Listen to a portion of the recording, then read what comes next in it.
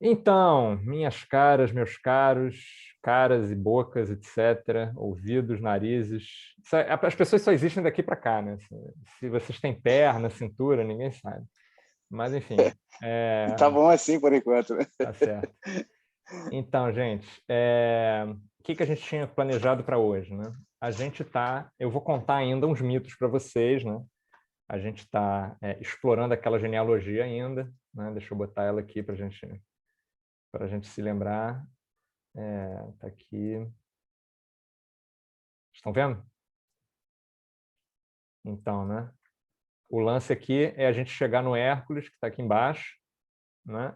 E antes de chegar no Hércules, a gente tem que explicar a Guerra de Troia, que está aqui, né?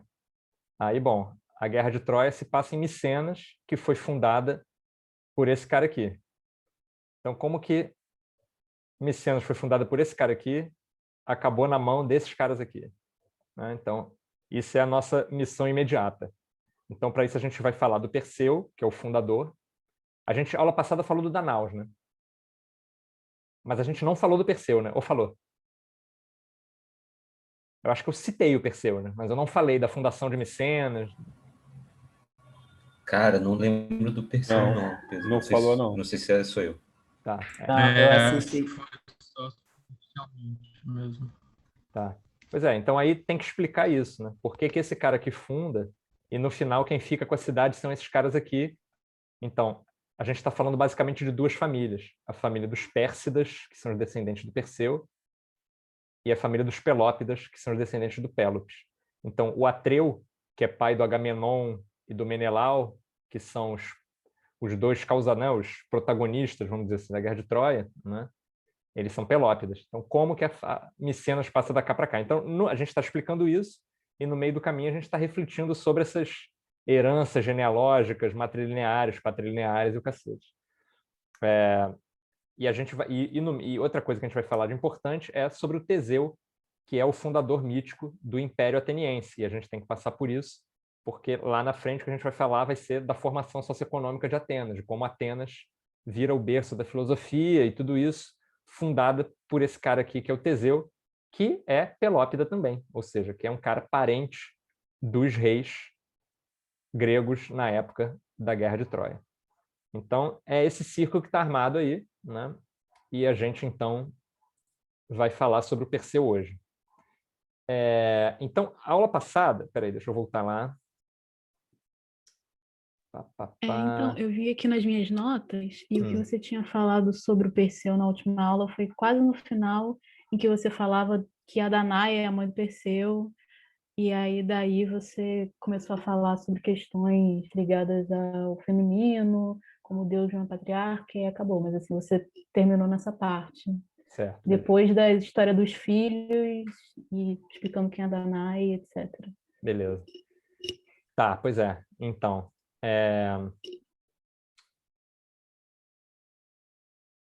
estão vendo aqui a parada? Sim? Sim. Tá. Sim. Então, é isso, né? A gente estava falando do Danaus, né? E por que a gente está falando do Danaus? Porque o Danaus é o ancestral mais antigo, quer dizer, para a nossa história aqui, ele é o ancestral importante, né, do Perseu. Especialmente porque ele é pai das Danáiades, que são aquelas 50 mulheres, né? E aí, ele e os egípcios tentam dividir o trono do pai deles, né, que é um reino lá no Egito, né? Eles dividem essa parada, né? Aí acaba que a divisão não dá certo, eles brigam entre si. O Egito sugere, né, casar os filhos com as filhas. Aí o Danaus fica sabendo que o que o Egito está tentando fazer, né, é matar as filhas na noite de núpcias. Aí ele dá uma enrolada, foge para Argos, porque eles são descendentes de Argos.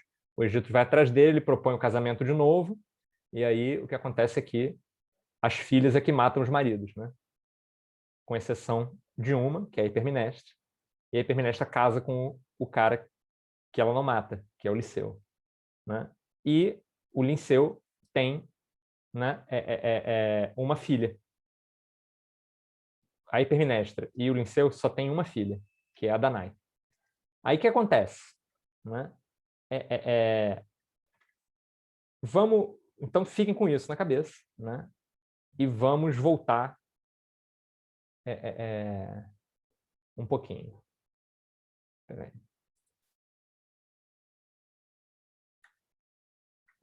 Então, a Hipermnestra e o Linceu, eles têm um filho que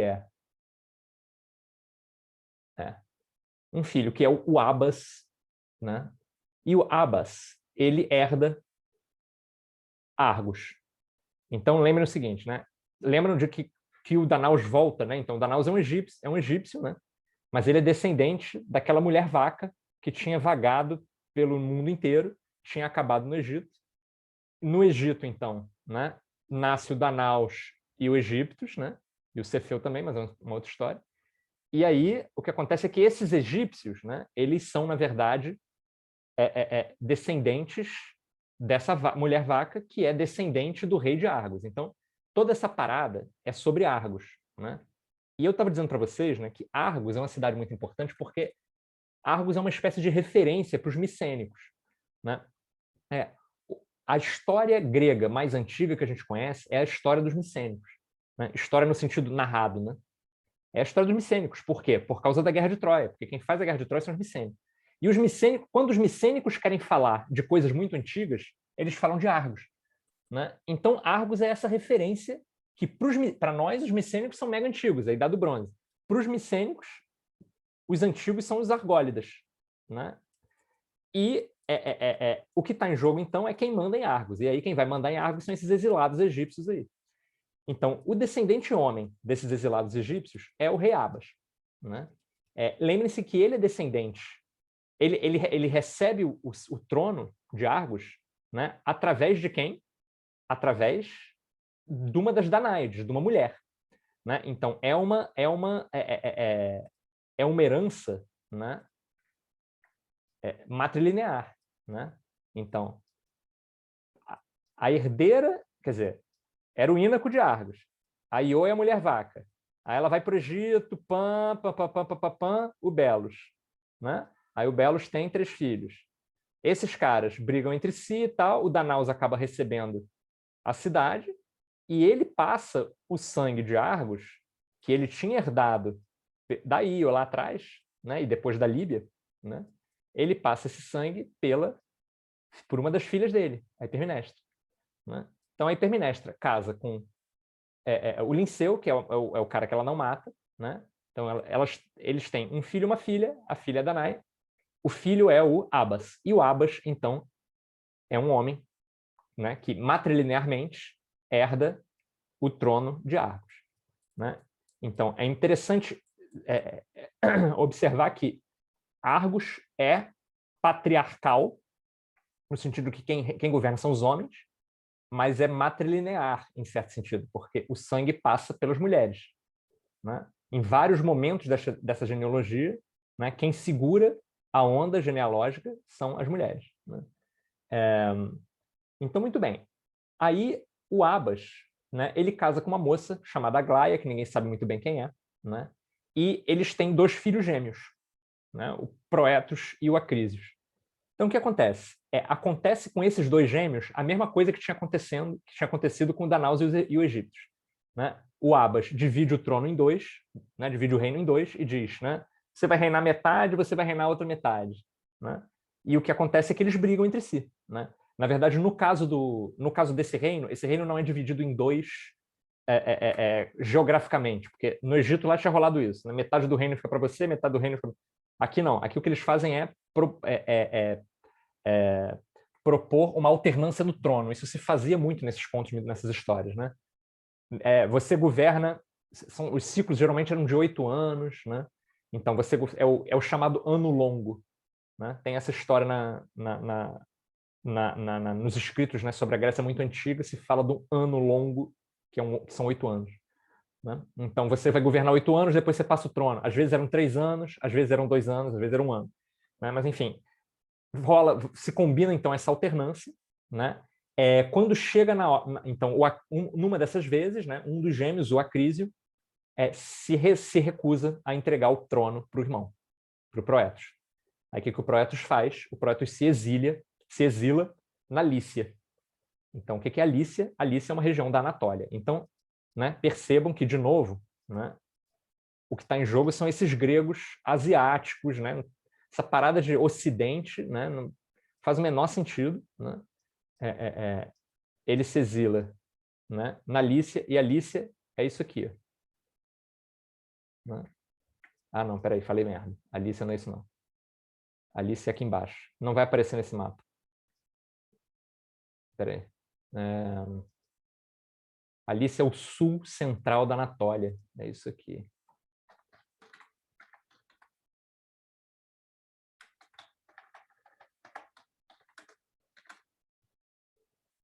Aqui.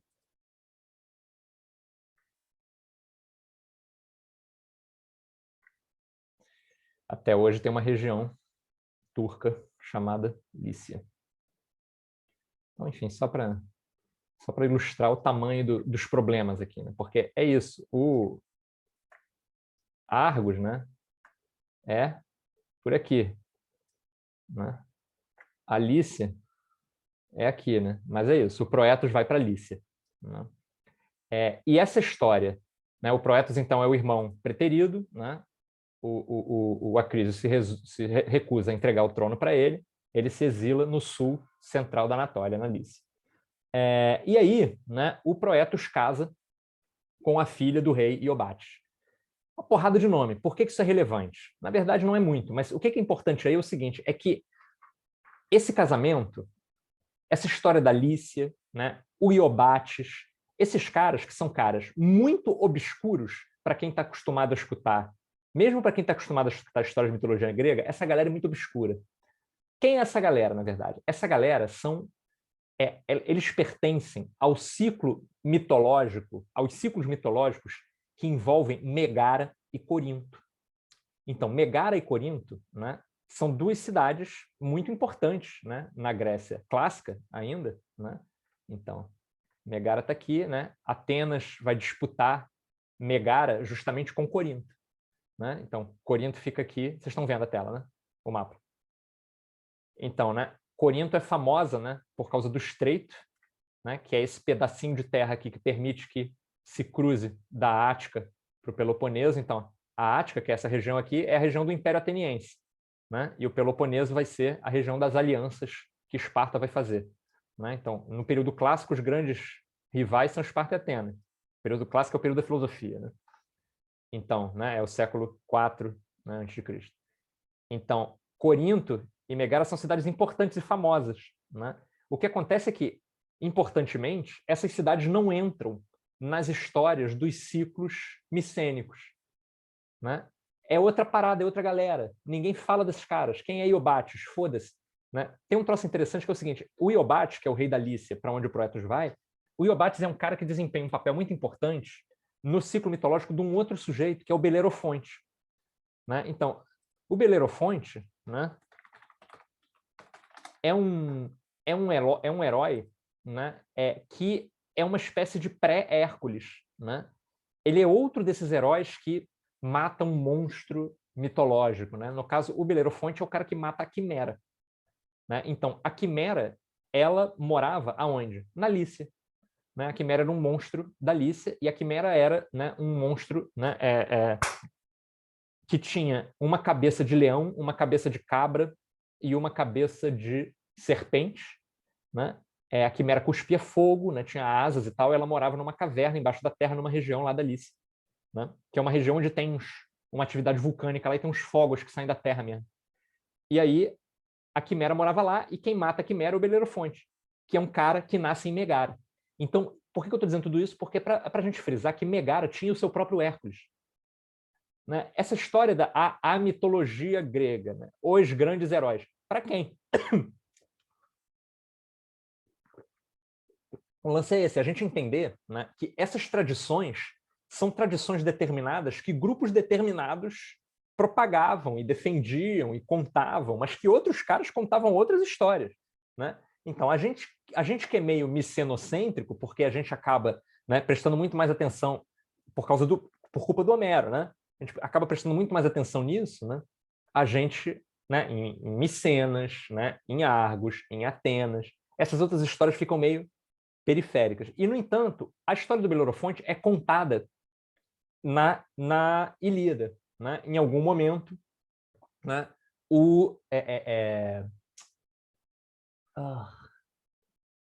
Bom, um herói que eu não me lembro mais o nome, né? Em algum momento ele conta, né? Ele é descendente do Belerofonte, ele conta essa história do Belerofonte lutando contra a Quimera.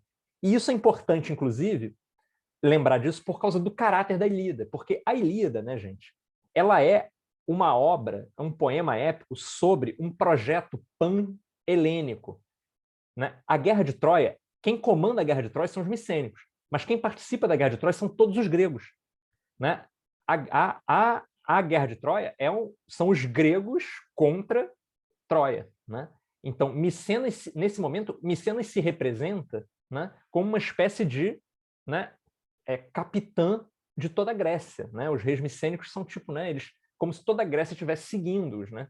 Então, é por isso que aparece a história desse sujeito obscuro, para nós, obscuro, desse sujeito de Megara, né, que é o Belerofonte, né? Gente, tá fazendo sentido o que eu tô falando? Tem um entendido? Tá, beleza. Então, gente, é isso, né? Pô, tô perdido. Que caralho você tá falando de Ilíada? Que porra é essa, né? Quer dizer, gente, pode perguntar, né? É só, pô, repete aí. O que é isso mesmo, professor? Né? De quem você tá falando? Qualquer um pode, a qualquer momento, né, perguntar e tal, que eu volto, né? Enfim, explico melhor. Mas é isso, então... Não, eu perdi só o comecinho. Tipo assim, eu tô entendendo, mas eu não sei onde você começou, então eu não sei muito, tipo, pra onde você tá apontando, assim. Você perdeu o comecinho da aula, você diz, Rafael? Isso. Tá. Eu tô falando, né, dos Pérsidas, ou seja, né, dos fundadores de Micenas. Aí eu tô falando dos fundadores de Micenas, e aí, num dos momentos lá, né, o cara que é uma espécie de... Peraí que eu me perdi aqui na genealogia. Deixa eu ver qual é o grau de... Né? Eu não sei o colega. Eu não sei o colega, mas assim, abrir no computador esse fluxo, esse organograma, vamos dizer assim, é importante, facilita muito. Eu, por exemplo, estou com um celular, fica muito pequenininho. Aí eu abrir no computador, fica muito legal. Uhum. Muito mais fácil. É que é muito nomezinho mesmo. E como vocês acabaram de ver, eu me perco, né, em que grau de parentesco os caras estão. Eu estou falando do Abás da Argólida. O Abás é filho da Hipermnestra, que é filha do Danaus, né? Então, o Abás, né, ele tem 2 filhos, esses filhos brigam para ver quem fica no trono, né? E um desses filhos é o Proetos, e o Proetos se exila na Lícia.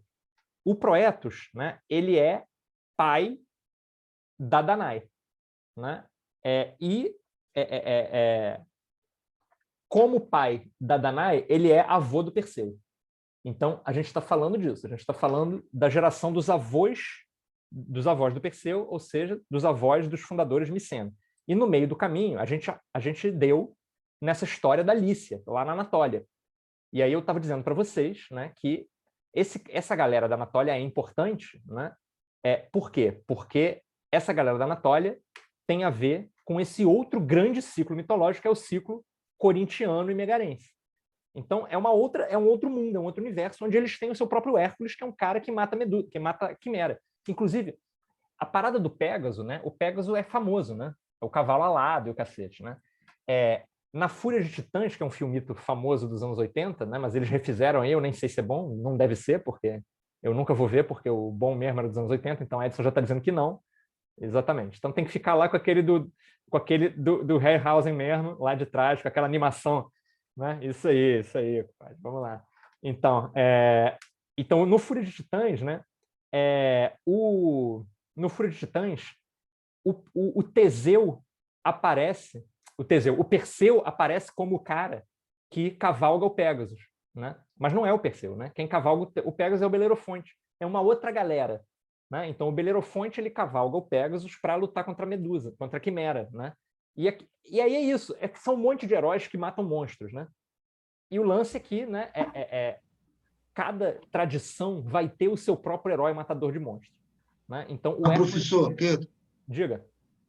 Pedro, professor Pedro, mas, eu queria só tirar uma dúvida. Naquela época, Micenas era uma cidade junto com Atenas, Esparta, mas ela, nessa época aí que a gente está falando, ela era a mais importante das duas, ou não? Flaviano, a gente não tem como saber, né? O que a gente sabe é o seguinte, os arqueólogos, né? A gente vai falar bem sobre isso porque eu vou falar depois dos mitos, eu vou falar de arqueologia, né? Então a gente vai eu vou reunir para vocês tudo que a gente sabe sobre a arqueologia desse período, né? E que período é esse, né? Quando a gente fala, né, da Guerra de Troia, a gente está falando de 1200 a.C., mais ou menos, né? Então, quando esses caras estão falando do passado, eles estão falando de coisas mais antigas do que 1200 a.C. Mas assim, né? Nesse período da Guerra de Troia, né, a gente sabe arqueologicamente que, né, as cidades, né, de Micenas, Argos, né, também Corinto, Atenas, eram cidades que tinham muita fortificação, eram cidades muito fortificadas. Então se fala, né, da Grécia micênica, né, que é a Grécia, né, desse período das grandes cidades fortificadas, né, que eles associam, por causa da data, eles associam isso à Guerra de Troia. Só que a gente não tem a menor ideia. Por quê? Porque não existe... a gente só sabe das lendas micênicas, a gente só sabe das lendas dos corintianos através das lendas micênicas que quem colocou no papel foram os jônicos, um tempão depois. Então, quer dizer, a gente não sabe, né? O que a gente sabe é que os micênicos foram muito bons de falar sobre quão bons eles eram. Tão bons que o Homero foi lá e escreveu essa porra, né? Mas a gente não sabe, né? Documentalmente, a gente não tem evidências disso. A gente sabe que tinha uma porrada de cidade fortificada ali, né? Agora, quem mandava em quem, aonde, quando, não temos a menor ideia. Sacou? Quando a gente vê a evidência arqueológica, vocês vão ver que isso fica bem claro, assim. O quão pouco a gente sabe não sabe nada. Né? Tudo que a gente sabe vem de uma única fonte, que é uma fonte pesadamente influenciada pelos micênicos. Né? Então, assim, então os micênicos eram os melhores. Segundo os micênicos, sim. Né? Mas vai saber. Né? Mas, enfim, e o Belerofonte, então, né? Peraí, alguém está perguntando alguma coisa? Persematocratos. Pois inventam cada coisa. Mas o Belerofonte tem representações, né? Pois é. E esse lance, né, gente, é assim, esses heróis, né, essas paradas são importantes porque, então, o Proetus, avô do Perseu, se exila na Lícia. Por que eu tenho que saber disso? Foda-se onde ele se exila. Não. Por quê? Porque lembrem-se que esses caras, né, todos esses caras têm caráter semimítico. Em algum momento na família desses caras tem sangue divino, né? Então esses heróis, né, eles eram semideuses, né, tecnicamente. Então, se você vai num lugar provavelmente, se você fosse na Lícia no período da Era do Bronze, você ia achar um templo de Proetus lá. Você ia achar um templo de Belerofonte, você ia achar altares dedicados a esses caras. Então, esses percursos desses heróis e dos filhos deles e tal, são todos registrados nessa religião popular, quer dizer, nessa religião popular não, nessa religião de elite grega, porque essa religião é a religião da elite. Por quê? Porque a elite governante, né, são os descendentes desses caras. Né? Então isso aí é uma espécie de culto aos ancestrais para eles. Né? Então, e aí a gente entra num território interessante, porque quando a gente fala de culto de ancestral, a gente pode voltar, né, para religiões, para certas religiões do oeste africano, onde o que rolava também era o culto ancestral. Né? Quer dizer, quando a gente fala dos reinos Yorubá, né, e do culto aos orixás, né, os reis Yorubás, eles eram caras que eram parentes desses sujeitos. Né? Ser filho do orixá era ser filho de um semideus, ou de né, dependendo de como você pensar, de um deus ou de um semideus. Né? Então, é isso, é um culto a essas figuras. Né? Você tem uma monarquia iorubá e você tem uma ancestralidade divina desses caras. Né? O negócio é que, porra, né, as eras vão passando e o sentido aristocrático disso se perdeu completamente. Né? Quer dizer, as religiões, né, de afrodescendentes, né, de origem africana, né, com mistura africana aqui no Brasil, são religiões populares. Né? Essa dimensão aristocrática se perdeu. Mas para a elite grega estava muito claro que esses caras eram os parentes deles. Né? Então, Beleza. E o Belerofonte, né, ele tem uma história que é muito parecida com essas histórias todas desses heróis, né? Então, o Belerofonte, ele é um cara que tem um monte de versões, mas ele é um sujeito que é exilado por um crime que ele nasce em Megara, ele é exilado por um crime que ele comete, ele vai parar na Lícia, ele chega na Lícia, ele antes de parar na Lícia, não, ele sai daí, ele é exilado em Corinto ele tenta estuprar a filha do rei, a filha do rei então pede para o rei de Corinto exilar ele é exilado na Lícia, e ele chega, mas aí o que acontece? Ele era um hóspede em Corinto, e aí ele tenta estuprar a filha do rei. Se o rei matasse ele, o rei ia matar um hóspede. E matar um hóspede pode invocar, né, a vingança das fúrias. É um crime, né, monstruoso. Então ele não podia matar o cara. Então o que ele faz? Ele manda ele visitar o parente dele na Lícia e manda ele com uma carta. Nessa carta está escrito: mate o portador porque ele tentou estuprar minha filha. Aí o Belerofonte vai com aquela carta até a Lícia. Aí ele chega lá e ele é recebido com festas. E aí, depois das festas, o cara, pô, me dá essa carta aí para eu ler. Aí tá escrito: mate esse cara porque ele é estuprador. Aí o sujeito não pode mais matar ele, por quê? Porque ele virou um hóspede também. E aí o cara, tipo, porra, fudeu. Aí o que ele faz? O Iobates diz: pô, Belerofonte, porra aí, cara, tu é um hóspede super foda e tal, eu fiz umas festas pra tu. Pô, você pode resolver um problema pra mim? Aí o Belerofonte: qualquer coisa. Aí ele, pois é, tem que matar a Quimera, né? E ele faz essa jogada para meio porque ele achava que o Belerofonte ia tentar lutar com a Quimera e ia morrer, né? E aí o Belerofonte, o que acontece é que ele arruma a ajuda de Atenas ajuda ele a pegar o Pégaso, Atenas ajuda ele de uma porrada de maneiras, ele vai montado no Pégaso, vai lá e mata a Quimera, né? E aí ele fica... Foi mal interromper, Rodrigo. Só, se você quiser, termina aí que depois eu pergunto. É só uma dúvida em relação à cronologia do Belerofonte. Tá. E aí ele volta, ele fica tão maravilhado com seu próprio ato de heroísmo que ele pega o Pégaso e ele resolve cavalgar pelos ares até o Olimpo, para se unir aos deuses no Olimpo. Aí é óbvio que os deuses ficam putos e fulminam ele um pouco com um raio, né? E aí ele cai lá de cima, e aí tem várias histórias, aonde ele cai tem um templo, né, etc, etc. E o Pégaso, né, vira um bicho de estimação dos Zeus, né? Uma espécie de cavalinho de estimação dos Zeus, né? Aí, quem ia perguntar? Eu ia perguntar.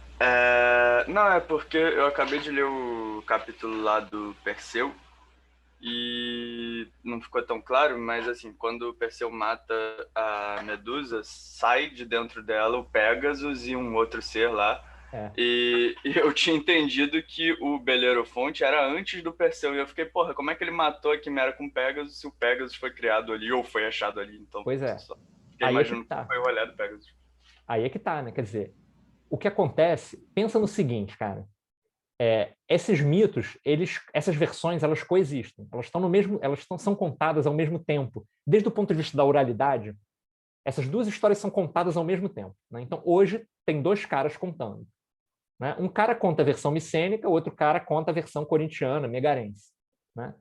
Na versão micênica, né, o Perseu é anterior, porque o Perseu tem que matar a Medusa para o Pégaso nascer. Mas na versão megarense, o Belerofonte é anterior e vai saber de onde vem o Pégaso, né? Ou vai saber quem matou a Medusa. Então, essa é a jogada. Esses momentos de incoerência, eles não são momentos de incoerência, eles são momentos de disputa narrativa mesmo. São os defensores dessas narrativas disputando uns com os outros por primazia. Quem é que é o herói mais antigo? Quem é que é o herói mais recente? Quem é que, né, fundou o que antes de quem? Então, tudo isso são questões que estão em disputa. Por isso essas inconsistências, né? Porque, de fato, né, se o Perseu matou a Medusa e a Medusa é filha né, se o Perseu matou a Medusa e o Pégaso é filho da Medusa, né, então o Perseu veio antes. O Perseu é mais antigo, é um herói mais antigo. E o Belerofonte é um herói que está cavalgando o cavalinho que saiu do sangue daquele grande monstro que o Perseu, sim, que é o Fodástico, matou, né? Então, é claro que desde o ponto de vista do Belerofonte, porque outras versões falam que a Medusa pariu, né, o Pégaso, né? Eu vou voltar a isso daqui a pouco. né? Então tem N versões, né? E essas versões refletem essa briga, né? Entre essas diferentes aristocracias, no fundo. Né? Fez sentido? Fez. Então tem que Imaginei pensar que nisso. fosse uma coisa dessa mesmo. Tem que pensar nisso. Quando vocês lerem essas paradas, né, e ficarem defrontados com essas inconsistências, né, tem que pensar nisso. Né? Beleza, mas aí o que a gente estava? A gente estava onde? Né? A gente estava no Proetos, que é exilado na Lícia, né? E a filha dele... Não, e ele casa com a filha do rei Obate, e o rei Obate tinha sido esse cara que tinha mandado o Belerofonte matar a Quimera. E aí ele casa com a filha do Iobates, e aí o que ele faz? Ele junta um exército na Lícia e ele volta para reclamar o trono da Argólida. Né? E aí ele volta para Argólida, né? E aí ele briga lá com o Acrísios, né? E aí o Acrísios propõe uma nova divisão. Eles dividem o reino mesmo em dois. Em vez de fazer a alternância de tronos, eles dividem o reino. Né? Argos fica para o Acrísios e o Proetos fica com Tirinto, né? Que eram as duas principais cidades, né? Da Argólida, né? E Tirinto, né? É a cidade aonde o Hércules vai nascer um tempasso depois. Né? Então Tirinto é uma cidade importante, porque pensem que, apesar disso estar falando de um passado muito anterior ao Hércules, quem conta essa história são sujeitos que são descendentes do Hércules, né? Que se julgam Heráclidas. Então é mó viagem no tempo. A gente está falando de um depois que está consertando antes para que o Hércules tenha um papel lá atrás, né? Para que essa descendência tenha um papel. Bom, aí Tirinto, né? O que acontece? A Lícia, né, é conhecida por ter gigantes e tal. Então o Proetos chama um gigante para fortificar Tirinto. Então eles erguem umas muralhas gigantescas em Tirinto. Né? E o Acrísios, né, casa com a Aganipe. Né? Na verdade, eu contei errado, né? Eu me embaralhei aqui mesmo na genealogia, gente, desculpa. Né? Então, o Acrísios é que é pai da Danae. Então, toda essa galera é descendente da Hipermnestra lá, e a Hipermnestra é uma das Danáiades. Né? Quem é pai da Danae é o Acrísio, e não o Proetos. Tá? Muito bem. Aí o Acrísios tem essa filha, que é a Danae, né? E a Danae, né? Ela é a única filha do Acrísios. O Acrísios, né? Ele e a Aganipe, né? Fazem tudo o que tem que fazer direitinho, só que só nasce essa criança mulher. E aí, né? Eles são, né? Os reis de Argos, né? Isso é importante observar. Eu estou dizendo para vocês, então, né, que Argos é patriarcal, porém matrilinear. Né? Esparta, por exemplo, vai ter um momento em que é claramente matriarcal e matrilinear. Né? A gente não sabe muito bem essa história, porque se sabe muito pouco de Esparta, né? Inclusive, em parte, porque quem comandou a narrativa histórica foram os atenienses odiavam os espartanos, e, portanto, apagaram o passado de Esparta. Né?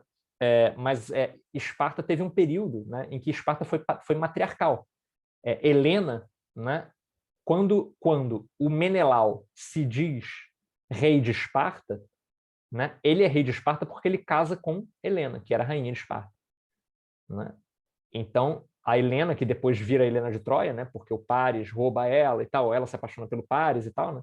Então a Helena era rainha de Esparta. Então nem todas as cidades eram patriarcais, né? Você tinha cidades matriarcais também. Mas enfim, voltando, né?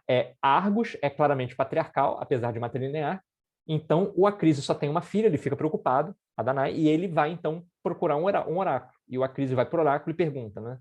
Oráculo, né? Como eu faço para obter um herdeiro? Aí o oráculo diz: você não vai ter filhos, e mais, o teu neto te matará. Né? Aí ele fica bolado pra caralho, e aí o que ele faz? Ele pega a Danae e prende a Danae numa prisão de bronze.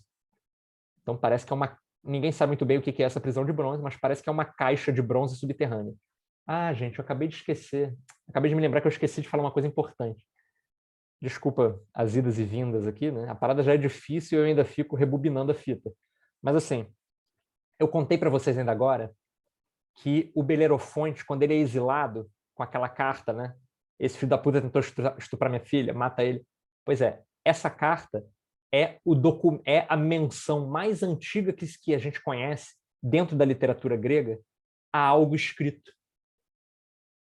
Né? Quer dizer, quando o Homero conta essa história, o que ele está dizendo é que o Homero está escrevendo, quer dizer, o Homero compõe esse troço mais ou menos em 900, 800 a.C. Em 800 a.C. esse troço é escrito, a Ilíada. Né? Então, em 800 a.C. a gente sabe que tinha grego escrito. Mas quando que tem o grego escrito? Muito bem, quando eles falam da época da Guerra de Troia, ou seja, de 400 anos antes, eles dizem que naquela época já existia uma referência a algo ainda mais antigo que era escrito. Né? Por causa dessa carta. Né? Então, já se escrevia a carta na época dos avós dos caras que lutaram na Guerra de Troia. Né? Então, seria algo em torno de 1400, 1300 a.C. Né? Mas beleza, desculpem o parênteses. A gente vai voltar a isso porque a gente vai falar sobre a história da língua grega um pouquinho, né, mais para frente. Mas, enfim, voltando tudo, a Danae, né, filha do Acrisius, né, o Acrisius recebe o oráculo, né, sua filha vai ter um filho, esse filho vai te matar. E aí ela é encerrada numa prisão de bronze, que ninguém sabe muito bem o que é. E ela fica lá encerrada na prisão de bronze. Mas o que acontece, a Danae era linda, e ela está encerrada numa prisão de bronze, e aí quem é que fica afim dela? Zeus. Né? E aí, o que Zeus faz? Né? A prisão de bronze é impenetrável, mas Zeus faz o quê? Ele manda uma chuva de ouro penetrar na prisão de Danae. E aí Danae é impregnada pela essa chuva de ouro. Tem até um vaso famoso onde essa história da chuva de ouro aparece. É um vaso do século V a.C., tá? A Danae, toda lindona, com as gotículas da chuva de ouro caindo nela. Né? Enfim, é isso, gente. Os gregos curtiam uma perversãozinha. Então, é bem famoso esse vaso. E aí, né, Gold Shower, pois é. E aí, a Danae, ela tem um filho com o Zeus, né? E aí, esse filho é o Perseu. Então, de novo, gente, observem que acontece de novo o que já tinha acontecido antes, né? Aparece uma mulher que é a herdeira legítima e ela se une com um deus e pare o novo rei, né? Então, é essa história. Quem é esse rei? Quem é esse deus, né? Esse deus não pertence à linhagem sagrada. Esse deus é qualquer um. Quem pertence à linhagem real é ela, né? E o rei é como se tem que ter nesse caso literalmente tem que ter um líquido para que nasça um filho nessa linhagem matrilinear. E aí o líquido comparece, né? E aí ela tem um filho na linhagem, né? Então isso é uma matrilinealidade, né? Muito bem. E aí o que acontece, né? Pois é, mas o que acontece é que essa história não é contada, né? Como que a galera da época da Danae contava essa história? Não sabemos. O que a gente sabe é como os descendentes do Hércules, como os Heráclidas contavam essa história. Né? Então, eles contavam essa história como a Danae estando aprisionada, e o cacete, mas assim, não sabemos. Né? O que a gente sabe é a instituição do casamento sagrado, a gente sabe que isso existe. Eu vou ter que falar sobre isso mais para frente, porque eu estou mencionando isso direto, e a gente não entrou nisso. Né? Quando a gente fala mais da parte histórica, eu vou falar um pouco desse lance do casamento sagrado, porque isso tem a ver com as perguntas que a Beatriz fez lá passada, que eu acho que não ficou muito bem explicado. Né? Eu vou voltar a isso. Mas assim, então, então nasce o Perseu. E aí o que acontece? Um belo dia, né, o Acrisius vai lá visitar a filha dele na prisão de bronze e tá a garota com um bacurauzinho recém-nascido lá. Aí ele, pô, que porra é essa, cara? Aí ela, cara, foi a chuva de ouro, meu irmão. Né? E aí ele faz o quê? Ele olha para aquele moleque e diz, cara, esse moleque aí é a minha perdição, porque o oráculo disse que o meu neto ia me matar. Aí o que ele faz? Ele pega a Danae e o bacurau, bota num baú e joga o baú no mar, porque o lance é o seguinte, ele não pode matar a própria filha e o neto, né? Porque senão vai dar merda. Vide toda a história, essa parte eles já entenderam. né?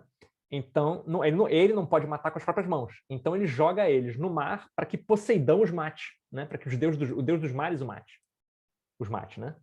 E aí o baú fica lá, né? Só que Poseidão não mata, né? Poseidão carrega o baú, né? Até uma ilha, a ilha de Sérifos. E Sérifos é uma ilha importante porque Sérifos é uma das Cíclades.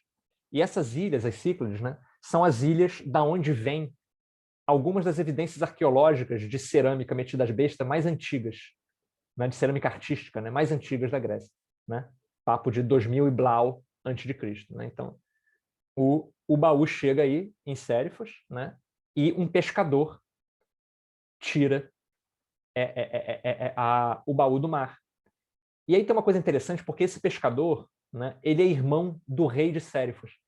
E quando a gente presta uma atenção numa história dessa, a gente tem a sensação de que isso é uma coisa muito antiga, né?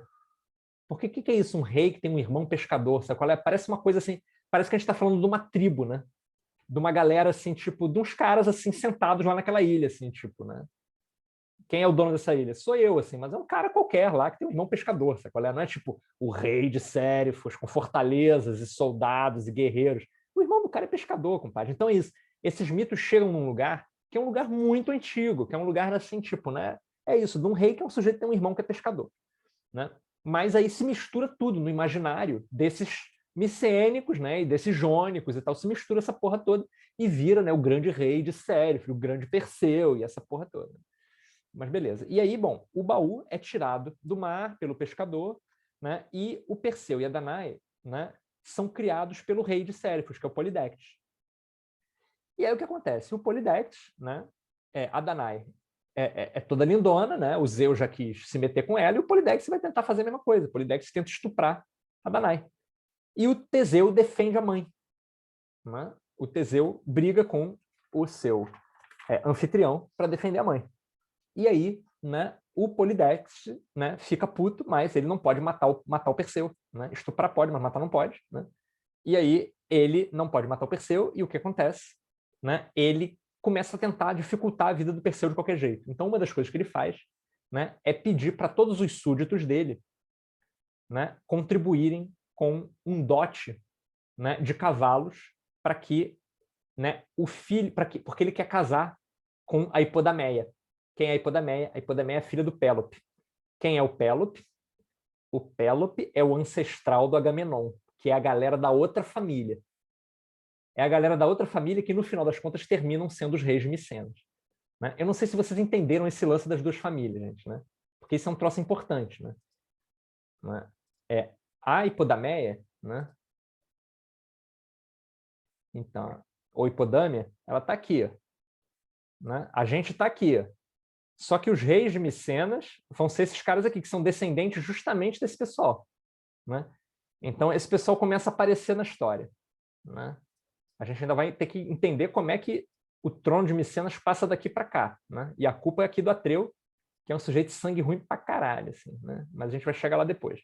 Mas, enfim, a Hipodameia, né? O Pélope tinha esse lance. Né? Alguém quer falar? Pedro, eu fiquei com uma dúvida.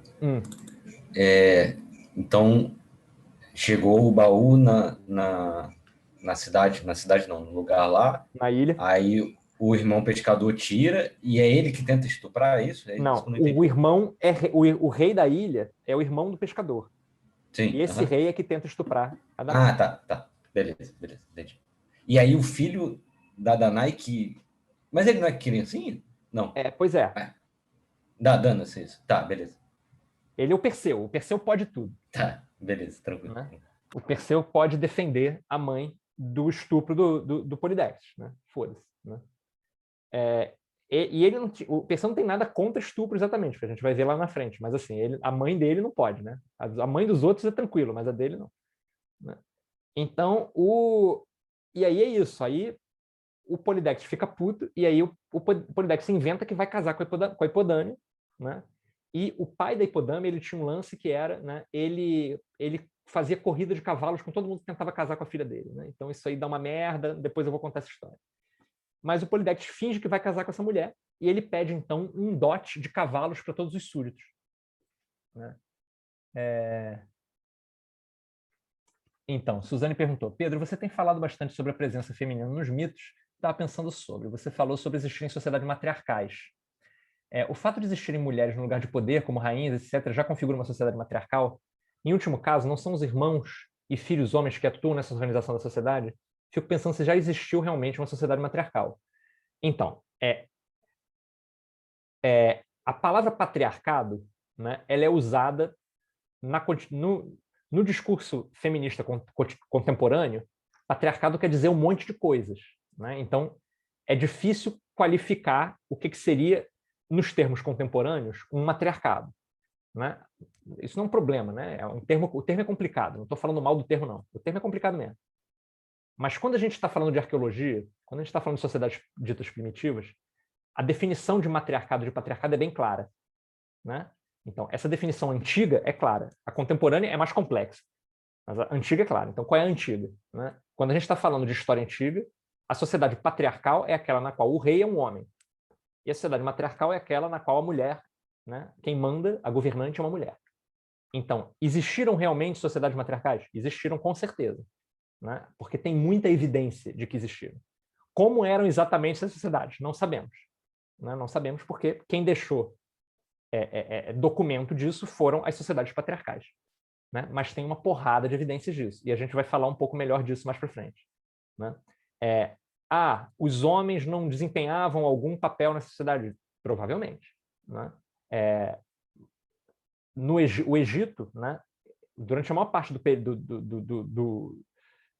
dinástico, dos períodos dinásticos egípcios, né, o egípcio ele teve umas rainhas lá, né, mas foi patriarcal, mas as mulheres desempenhavam um certo papel na corte, né? Então, né, elas tinham algum papel, elas não eram simplesmente, né, peças de mobília ou úteros, né? Elas eram figuras que tinham, né, atuação. Então, assim, às vezes você tem um patriarcado, mas as mulheres desempenham alguma função no governo. Às vezes você tem um matriarcado e os homens desempenham alguma função.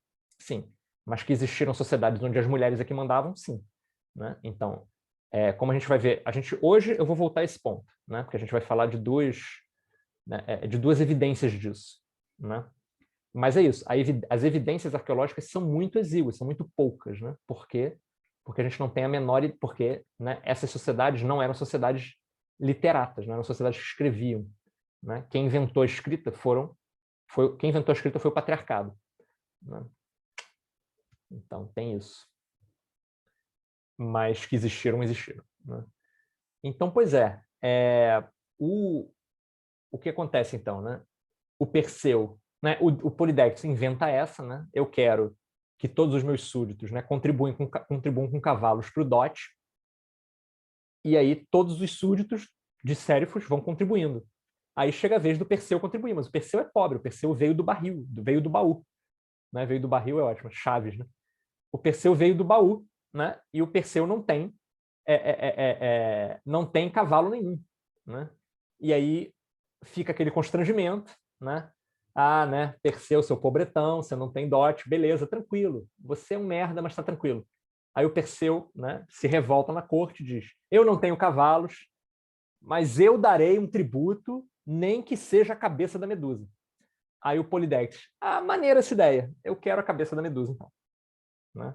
Que é esse truque que esses caras arrumavam para se livrar para tentar se livrar dos hóspedes, né? Não dá para matar diretamente, mas dá para mandar ele para um lugar onde ele provavelmente vai morrer. E aí o Perseu fica, né?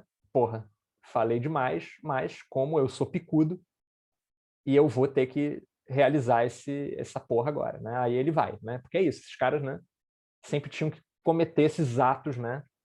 Agora, quer ver uma coisa, Suzane? Né? Medusa, né? O que é Medusa, né?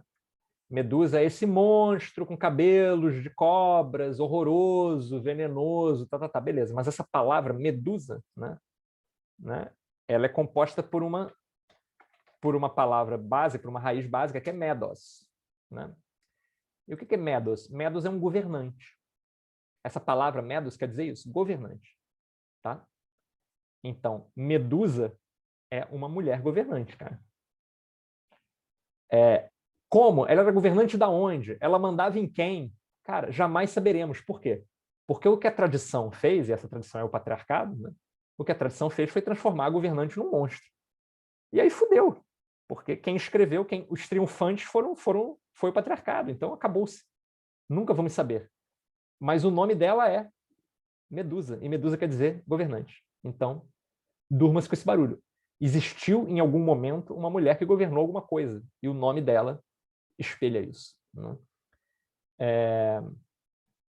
Muito bem. Na versão, né, que a gente tem, que é essa versão jônica, né, e tal, né, a Medusa é uma das 3 górgonas. Então, quem são as górgonas? Né? As górgonas são filhas. As górgonas são entidades antiquíssimas. Isso é outra coisa importante, porque cronologicamente isso não faz o menor sentido.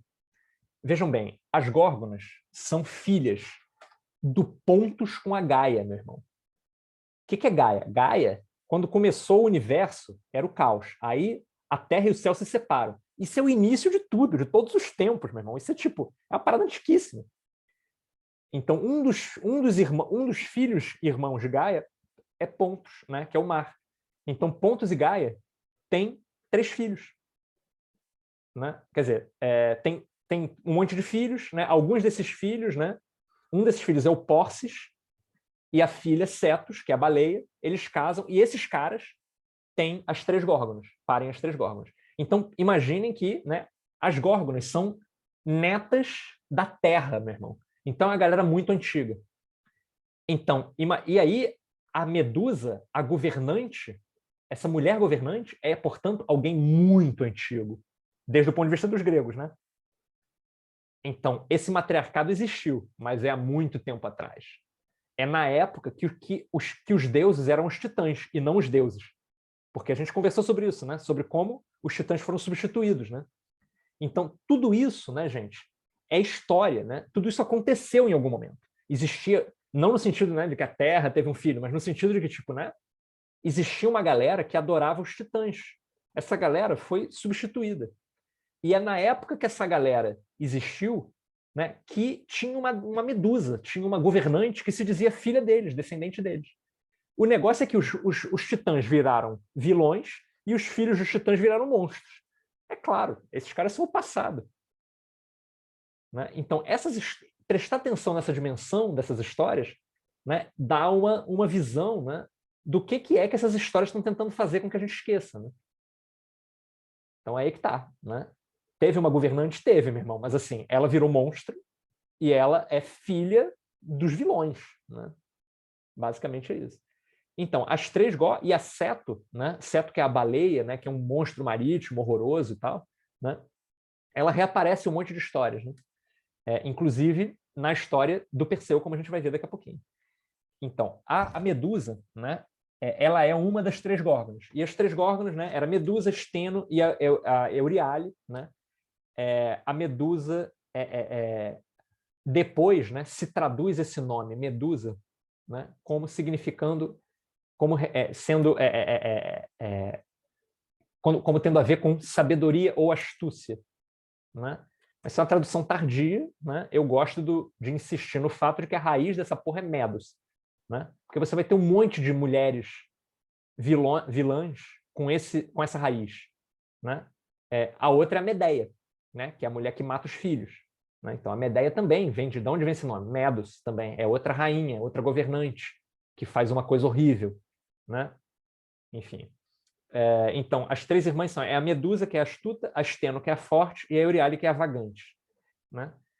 E elas têm 3 irmãs, que são as Greias, né? Que é a Dino, o terror, a Enio, que é o horror, e a Penfredo, que é a apreensão. É uma galera, uma família maneira, né? Uma família, tipo, tranquila. Né? E as 3 Greias, né? Elas tinham uma característica, né? Que elas só tinham um dente e um olho. Né? Elas aparecem, uma versão das Greias aparece no Fúria de Titãs. Né? Só que no Fúria de Titãs são 3 velhas decrépitas. E as Greias não são 3 velhas decrépitas. As Greias são 3 virgens de cabelos cinzentos. Né? São 3 virgens...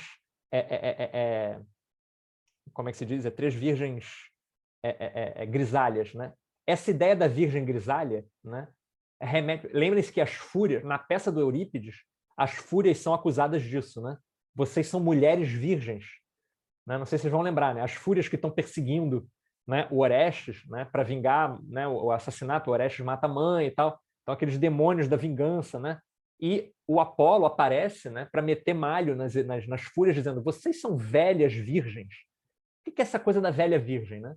É uma mulher que saiu, né, é uma mulher que saiu da sua função reprodutiva, né, dentro de uma lógica patriarcal, né? Porque é só dentro de uma lógica patriarcal que a mulher tem unicamente uma função reprodutiva, né? Então, o que acontece é que, né, essas 3 greias, então, são isso, né? Por que essas mulheres, né, eram virgens, né? Então, isso aí, gente, é a imaginação, né, é que vai conseguir responder, né? Mas tudo isso aponta, né, para organizações políticas, né, diferentes do que a gente está acostumado, né?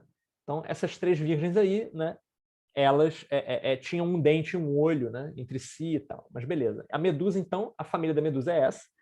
E a Medusa, qual era a história da Medusa? A Medusa tinha sido, né, uma sacerdotisa de um templo de Poseidão. Não, num templo de Atena. Ela era sacerdotisa de Atena, né? E o que acontece é que, né, ela o templo de Atena ficava na beira do mar, e o Poseidão sai do mar e tenta estuprar a Medusa. E aí ele consegue, e aí a Medusa, então, faz sexo com o Poseidão no templo, e Atena, né, diz: vocês conspurcaram o templo. Só que Poseidão, porra, é Deus. Poseidão pode fazer o que ele quiser. Mas, né, a Medusa fez uma coisa feia. Ela trepou no templo. Então Medusa tem que ser castigada. Mas espera aí, Medusa vai ser castigada por ter sido estuprada? Sim, é isso, né? Atena é sempre essa figura, né? Atena é uma mulher que diz: eu sou mulher, mas eu não gosto do meu sexo, né? Ela diz isso na peça de Eurípides, e ela diz isso em um monte de momentos, né? Eu tenho muito mais a ver do que com os homens, do que com as mulheres, né? Ela é a mulher representante do patriarcado, basicamente. E aí ela pune, Atena pune a Medusa com essa aparência horrível, né, pela qual ela é conhecida. Só que tem um detalhe, né? Essa história é uma história que quem conta é o Ovídio, que é um romano, né, na virada do século, na virada do antes de Cristo e depois de Cristo, né? Quem conta essa história é o Ovídio, né? Então, como que os gregos viam isso? Se isso é alguma coisa que ele ouviu da tradição grega, não sabemos, né? Mas, enfim, tem aí essa história, né? Então, o que acontece, né? Parece, então, que a Atena, né, de qualquer maneira, né, a gente sabe que mesmo para os gregos havia alguma relação especial entre Atena e a Medusa. E a gente vai ver daqui a pouco por quê, né? Atena, então, quando Atena ouve dizer que Perseu, né, foi encarregado de matar a Medusa, Atena, então, resolve ajudá-lo, né? E ela faz 2 coisas. A primeira é levar, porque Atena tinha raiva da Medusa.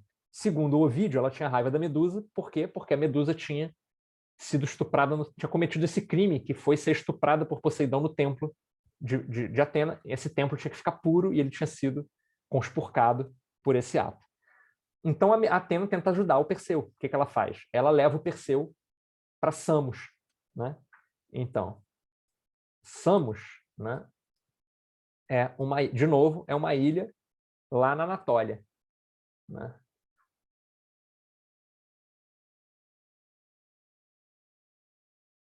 Então, Samos está aqui, né? Então, por que Samos é um lugar interessante? Samos é um lugar interessante porque lá nasceu Pitágoras, né? Pitágoras é o famoso Pitágoras de Samos. Pitágoras, né, é o cara que pela primeira vez usou a palavra filosofia. E dizem que o Pitágoras, ninguém sabe muito bem, mas ele deve ter nascido por aí pelo século VII a.C., né? Então, o que acontece em Samos? Em Samos tem um templo, e nesse templo tem representações, né? Representações das górgonas. Tinham imagens das górgonas nesse templo. E aí Atenas leva o Perseu lá, para o Perseu olhar as imagens e reconhecer, e conhecer a Medusa. Aí ele, saquei, a Medusa é essa aí. Beleza. Mas como é que eu faço para matar essa figura? Aí Atenas. Cara, primeiro o seguinte, o olhar da Medusa transforma em pedra. Então, eu vou te mais... Aí o Perseu, pô, fudeu. Aí ela diz, não, peraí, porque eu convenientemente tenho aqui um escudo polido E esse escudo polido, ele serve de espelho. Então, você pode usar esse escudo para mirar. A medusa está aqui, você está olhando no escudo, então você não está olhando nos olhos da medusa, então você pode usar esse maravilhoso escudo polido para matar a medusa. Né? Imagina, não deve ser fácil, né? Você, o escudo aqui, a espadinha do outro lado, né? Mas enfim. A Atena facilita com o escudo polido. E aí, né, ele diz, porra, mas só com esse escudo polido eu vou matar a medusa? A Atenas diz, cara, não sei, mas quem vai saber te responder são as irmãs, as meia-irmãs da medusa. Quem? As 3 greias. Fala lá, pergunta lá para as greias. Aí ele, porra, vacila, onde é que estão as greias? Aí Atenas, as greias estão ao sopé do Monte Atlas. Quem é Atlas, minha gente? Atlas. Não, e onde é o Monte Atlas? Né? As montanhas Atlas são no norte da África. Então veja que é um projeto transmediterrâneo a parada, né? O cara, né? O cara tá em Argos, de Argos ele vai para não sei onde, depois tem que passar no norte da África. É uma peregrinação, né? Mas não foi ele que... Foi mal interromper de novo. Mas não foi ele que transformou o Atlas em montanha depois de pegar a cabeça da medusa? Ou isso é mais uma das misturas, ou eu tô confundindo aqui? Pode ser até que tenha uma versão, cara. Ah, calma aí. Não, é que eu acabei, eu acho, só se eu tô confundindo o Atlas, né, com outro, mas porque eu li isso no conto do Perseu aqui agora. Pois é, tem várias versões, né? Uma delas, né, é que o Perseu na volta fica puto com o Atlas por causa de alguma coisa e transforma o Atlas em montanha. Né? É isso aí mesmo que tá escrito. Em outras versões, o Atlas já tinha sido transformado em montanha por causa da titanomáquia. Né? Lembra? A titanomáquia é o quê? Né? É aquele momento em que os titãs resolvem se vingar dos deuses. E aí o Atlas é o cara que puxa o bonde da titanomáquia. É o cara que diz, galera, vamos se vingar dos deuses. Então, quando os deuses derrotam os titãs, o Zeus vai atrás do Atlas e manda o Atlas sustentar a Terra, né? Sob a forma de montanha. Então, veja, né? É isso. Cada um vai querer ser mais picudo de todos. Então, o cara, não. O nosso quem, na verdade, transformou o Atlas em montanha foi o nosso ancestral. Né? Vai ter N versões. Né? E essa é uma delas. Mas, enfim, né? Na que eu estou usando aqui, que eu já não sei exatamente de onde vem, né? As greias moram no sopé do Monte Atlas, no norte da África, e aí o Perseu vai lá. Né? Então, o que acontece é que elas têm essa característica de que elas só têm um olho e um dente. Então, elas só conseguem comer uma de cada vez, que elas vão passando o dente uma para outra, né? E ela tem um olho só, que elas vão passando uma para outra. Né? E aí, o que o Perseu faz é... Ele faz lá ele prega uma peça nelas e ele consegue esconder o olho e o dente das greias. Né? E aí, ele diz, cara, né, eu tenho que matar a medusa. Como que eu faço? Né? Aí as greias, cara, para matar a medusa, aí é basicamente um RPG, assim, né? São as subquests e tal, aquela parada. Né? Então, tipo, cara, para matar a medusa, você precisa do elmo da invisibilidade, você precisa da bolsa mágica e você precisa da sandália voadora. Né? Aí ele, beleza, né? E com quem eu pego isso? A elas. Você vai pegar isso aí com as ninfas dos Styx. Então, quem são as ninfas dos Styx? Então, o que são ninfas? Né? Então, ninfas são espíritos aquáticos. Né? Geralmente, espíritos aquáticos representados como tendo grande beleza. Né? Então, elas são toda ninfa é filha de algum rio. Espíritos aquáticos de água doce. Né? Então, o que acontece? Tem um rio que é um rio amaldiçoado, que é o Styx, que é um rio do submundo. Né? É um rio que passa no Hades, que passa no inferno. Então, esse rio também é gente. Então, esse rio também tem filhas. E essas filhas são as ninfas do Styx. Então, as ninfas do Styx, né? As ninfas do Styx é que tem esses itens. E aí é mó fofoca de como que o Perseu consegue ir lá no Hades e pegar a parada, mas ele pega com as ninfas lá, né? O elmo, a bolsa mágica e as sandálias, né? E ele vai voando de sandália, ele não vai de Pégaso, né? Como está no filme, ele vai de sandália voadora. Ele vai voando de sandália voadora até o lugar onde a Medusa mora. E que lugar é esse? Esse lugar é a Terra dos Hiperbóreos, Quem são os hiperbóreos? Não sabemos! Ninguém sabe quem são os hiperbóreos. Então, os hiperbóreos, galera, é outro desses povos que toda hora aparece menção a eles. Então, tem os pelágios, que são povos antigos, Tem também esses tais desses hiperbóreos. Então, Bóreas, né, é o deus do vento norte. Então, quando se fala de hiperbóreos, está se falando de povos que são do norte, do Mediterrâneo. Quem são eles? São eslavos? São escandinavos? São germânicos? Ninguém sabe. Né? Ninguém sabe. Né? Mas são outros povos. São povos... Várias paradas estranhas envolvem os hiperbóreos. Então, por exemplo, Ares é o deus da guerra, né? Todo mundo conhece Ares como deus da guerra. Não, né? Ares não é o deus da guerra, né? Porque, assim, Ares só entra na parada para fazer merda. Os verdadeiros deuses da guerra é tipo Atenas, Apolo, são os caras que entram na guerra para fazer coisa maneira. O Hades, quando o Ares entra na guerra, o Ares entra na guerra para cautizar. Ele é muito sanguinolento, ele é sanguinário. Ele é tido como um deus meio primitivo. Né? Ele é um deus que... A Afrodite, né, é amante dele, mas ele é ridicularizado pelos outros deuses, porque, né, tem lá uma fofoca lá que ele é aprisionado numa rede junto com a Afrodite. Né? Então, quer dizer, o Ares é um deus que é meio antigo, meio ridículo, meio caótico, meio bárbaro. E o Ares vem da onde? Da terra dos hiperbóreos. Então, os hiperbóreos são esse lugar estranho, né? Onde é de lá que vem o Ares, e é lá que existe a Medusa, é lá que a Medusa mora, lá na terra dos hiperbóreos. Então, o Perseu vai de sandália voadora até a terra dos hiperbóreos. Ele vai lá e, com escudo e tal, os itens todo, o elmo de invisibilidade, ele consegue matar a Medusa. Ele corta a cabeça da Medusa, guarda na bolsa mágica. Né? E aí, o que acontece? Né? Quando ele corta a cabeça da Medusa, né? Do corpo da Medusa, segundo essa versão, né? Ou segundo algumas das versões, porque tem um monte de versão misturada aqui, né? Saem o Pégaso, né? E saem o Criador, né?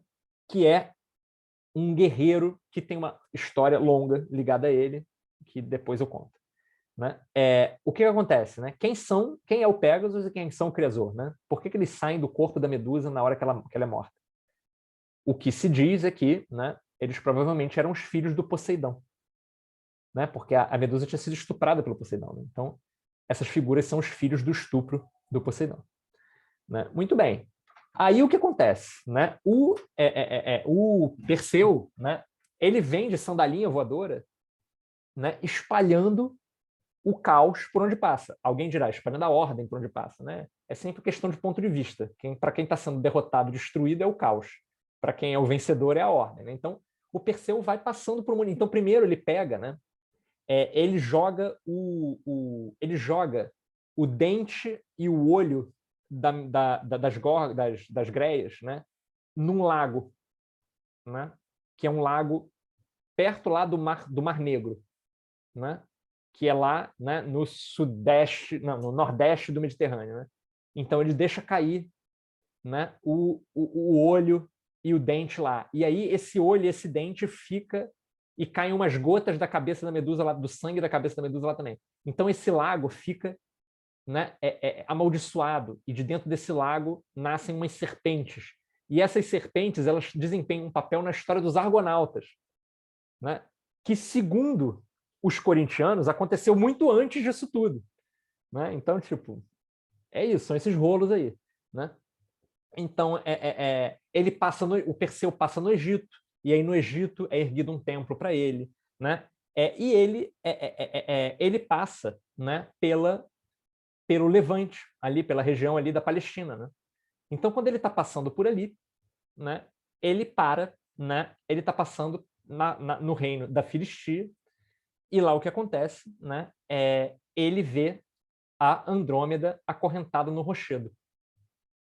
Né?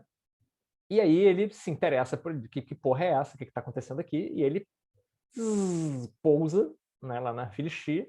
E aí o que ele descobre? Ele descobre que a Andrômeda vai ser sacrificada, né, para o Cetus.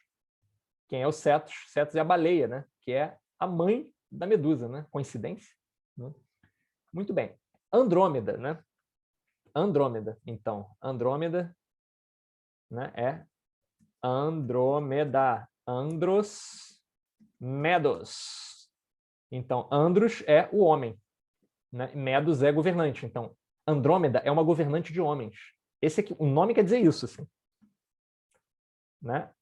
Quando Perseu entra quando ela entra na história do Perseu, ela é uma donzela em apuros, né? Uma damsel in distress, lá acorrentada no rochedo. Mas o nome dela remete a um outro momento, né? Ela era uma governante de homens. E é com ela que o Perseu vai casar. Então, gente, isso é muito interessante. O Perseu vai casar com uma governante de homens, né? Esse vai ser o fundador de Micenas, né? Vai ser um cara que é descendente de uma mulher importante, que é a Danae, e ele vai casar com uma mulher importante, que é uma governante de homens. Só que nessa versão da história ela é uma ninguém. Mas, na verdade, ela nem é uma ninguém, né? Quer dizer, a Andrômeda tem uma história importante também, interessante, né? Deixa eu botar a genealogia aqui para não me perder e não falar merda. Peraí. Né? Isso. Então, a Andrômeda, né? Ela é... A Andrômeda está aqui. O Perseu e Andrômeda. Então, o pai da Andrômeda é o Cefeu. Quem é o Cefeu? O Cefeu é um dos filhos do Belos. O Cefeu é irmão do Danaus e do Egito. Né? Então, o Danaus é o pai das Danaides. Esses caras aqui são os caras que brigam pelo trono lá do Egito e que fogem e se tornam os reis de Argos. Né? Então, o Cefeu é irmão dessa galera. Então, a Andrômeda, na verdade, ela é argólida. Ela é alguém que guarda, pelo lado da mãe, um sangue argólida. Né? Pelo lado do pai, um sangue argólida. E pelo lado da mãe, olha que interessante, né? A mãe dela é a Cassiopeia. A Cassiopeia, ela é descendente, sabe de quem? Do Cadmo. Quem é o Cadmo? O Cadmo é o fundador de Tebas. Tebas é a cidade dos motherfuckers. Né? Essa aqui é a galera. Que galera é essa aqui? Essa aqui é a galera do Édipo. É essa galera aqui. Então, a Andrômeda, ela unifica nela duas famílias. Né?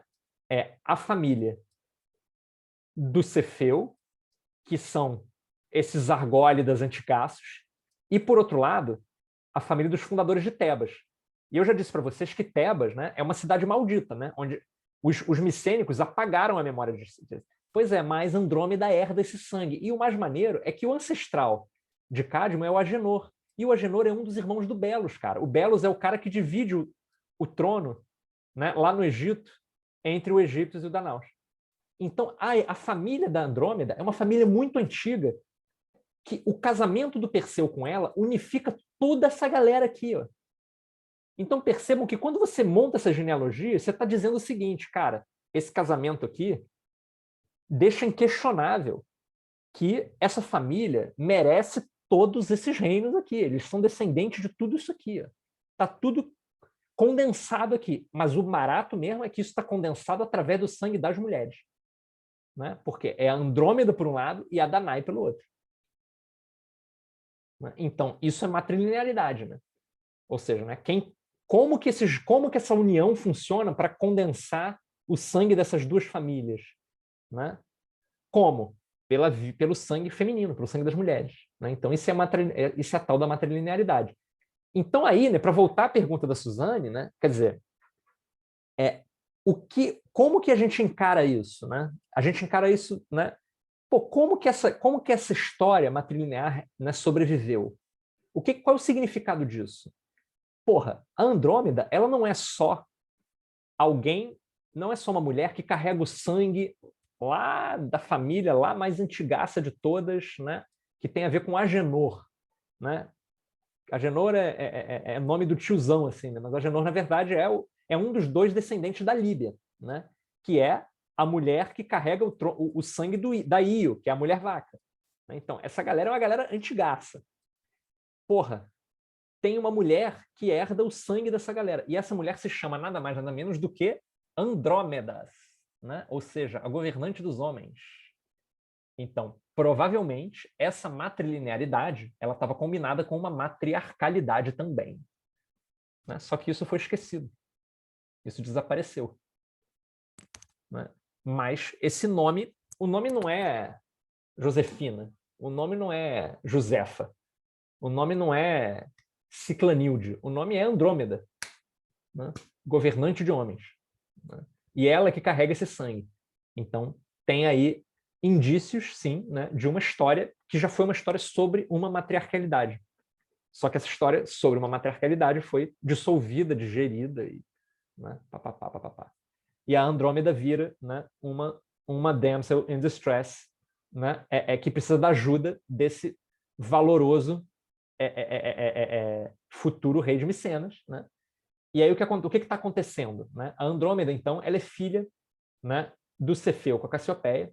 Né? A Cassiopeia é uma descendente do Agenor, né, e mais proximamente do Cadmo, né, que é o fundador de Tebas, a cidade dos motherfuckers. E o que acontece? A Cassiopeia, né, ela se gaba, né, de que a filha dela, né, é mais bonita do que as Nereidas. Então, as Nereidas são filhas do Nereu, que é uma divindade oceânica. Né? E aí o Nereu se queixa. Não, aí o Nereu fica muito puto, né, e envia uma praga, né, para a Filistia, que é o reino lá do Cefeu. Lembre do seguinte, né? O Cefeu, então, ou é Filistia ou é Etiópia, né? Ou é o Levante ou é a Etiópia. Então tem um lance que é o seguinte, né? E lembrem-se disso, né? Que é uma mistura de Egito com... a mistura do Brasil com o Egito. Vocês não têm idade para lembrar disso. Não, o Edson tem. O Sérgio também. Está fingindo que não, o Sérgio lembra. Então, é a mistura da Grécia com o Egito, etc. É isso, cara. É uma galera, né, que é Argos, é o norte da África, é o Levante, né? Então, é essa misturada aí, né? Então, a Andrômeda, né, ela é a herdeira desse troço e o Nereu fica puto e manda, então, né, a Cassiopeia fica se gabando da beleza da filha dela, né? E aí o Nereu manda, então, uma praga para atormentar o reino, né? E eles consultam o oráculo e o oráculo diz: essa praga só vai embora se você sacrificar sua filha. E aí ela vacila, mas enfim, reino, filha, porra, reino, né? Claro. E aí bota a filha lá para ser comida pelos cetos. Na verdade, é a cetos, né? É uma monstra. E aí, na hora que a Andrômeda estava lá para ser devorada pelos cetos, o Perseu aparece, né? E aí ele se inteira da história. E aí ele diz: bom, se vocês me derem a mão de Andrômeda em casamento, eu mato os cetos, né? A cetos. Aí, porra, cara, como é que você com essa asinha, com essa sandália de azita aí ridícula, você vai matar a baleia, cara? Tipo, aí ele, não, eu vou matar a baleia, cara, eu vou matar a baleia. Me dá a mão da Andrômeda. Aí eles, beleza. É que eles acham que ele não vai conseguir, né?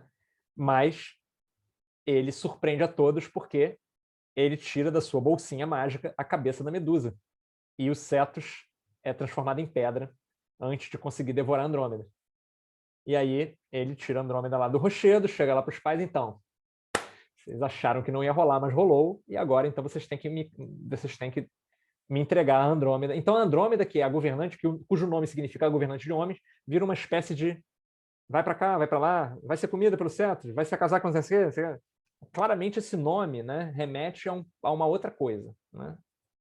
Mas enfim, a Filistia é a da Bíblia dos filisteus.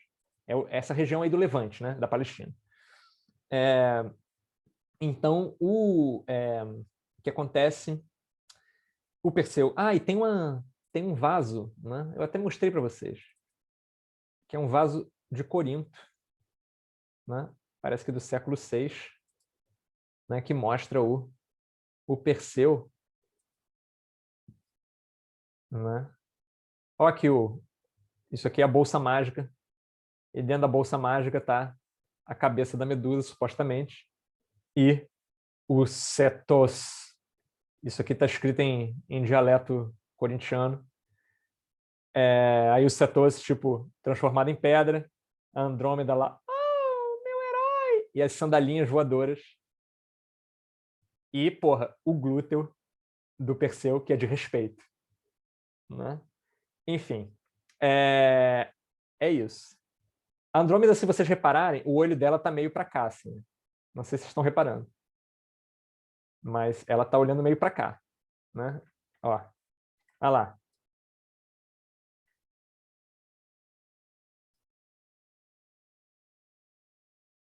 Enfim, não precisa dizer mais nada. Né? Mas o que acontece é que, né, ela... Pô, ele tem a parada, é isso mesmo? Porra. Pois é, a qualidade de glúteo o PCO podia ser o que for, mas a qualidade de glúteo... O que é isso aí, bro, que você tem aí? É um vasinho só, uma lembrancinha também. Ah. Eu acho que o PC deve estar jogado no Atlético Mineiro agora. Ok. Enfim. E aí, cara, o que acontece? O monstro é petrificado, né? O Perseu casa com a Andrômeda, mas o que acontece? Né? A Andrômeda, né, estava prometida para quem? Para o Agenor. Justamente aquele ancestral longínquo lá, né? Que é lá da geração, né, do tataravô do Perseu, mais ou menos, né? Que é o irmão do Belos. Né? A Andrômeda estava prometida a esse cara. Veja, essa cronologia não encaixa, né? Obviamente. Como que ela encaixa? Ela encaixa se a gente pensar que Andrômeda é uma figura muito antiga. Que essa governante de homens é uma mulher de uma outra época. Né? Então, esse jogo das épocas é importante lembrar disso. E é importante perceber que quando esse jogo de épocas entra em jogo também essas referências ao matriarcado, entra em jogo essa referência a outros povos, a terras distantes. Então, tudo isso remete, né, à possibilidade de que, quer dizer, a possibilidade, né, tudo isso são sinais, né, da existência desse matriarcado em algum lugar. Né? Então, isso é importante manter isso em mente. Beleza. E aí, né, a Andrômeda estava prometida para o Agenor, cara. E aí o Agenor, né, ele não ia enfrentar Cetus, né? Ele tinha ficado na dele, mas depois que ele ouve dizer que Cetus foi morto, aí ele aparece, né, lá no reino, na Filistia ou na Etiópia, depende da versão, com um pequeno exército, né? Dizendo, eu vim casar com Andrômeda, porque eu estava prometido para ela. Mas o Perseu não, mas rolou uma outra jogada aqui. Aí o Agenor, não quero nem saber, seu moleque, sai você e os seus glúteos gigantes daqui. Né? E aí o Perseu diz, cara, é melhor você reconsiderar o que você está dizendo. Aí o Agenor, homens, matem-no. Aí o Perseu faz o quê? Abre a sua bolsinha, tira a cabeça da medusa e transforma todo mundo em pedra. Né?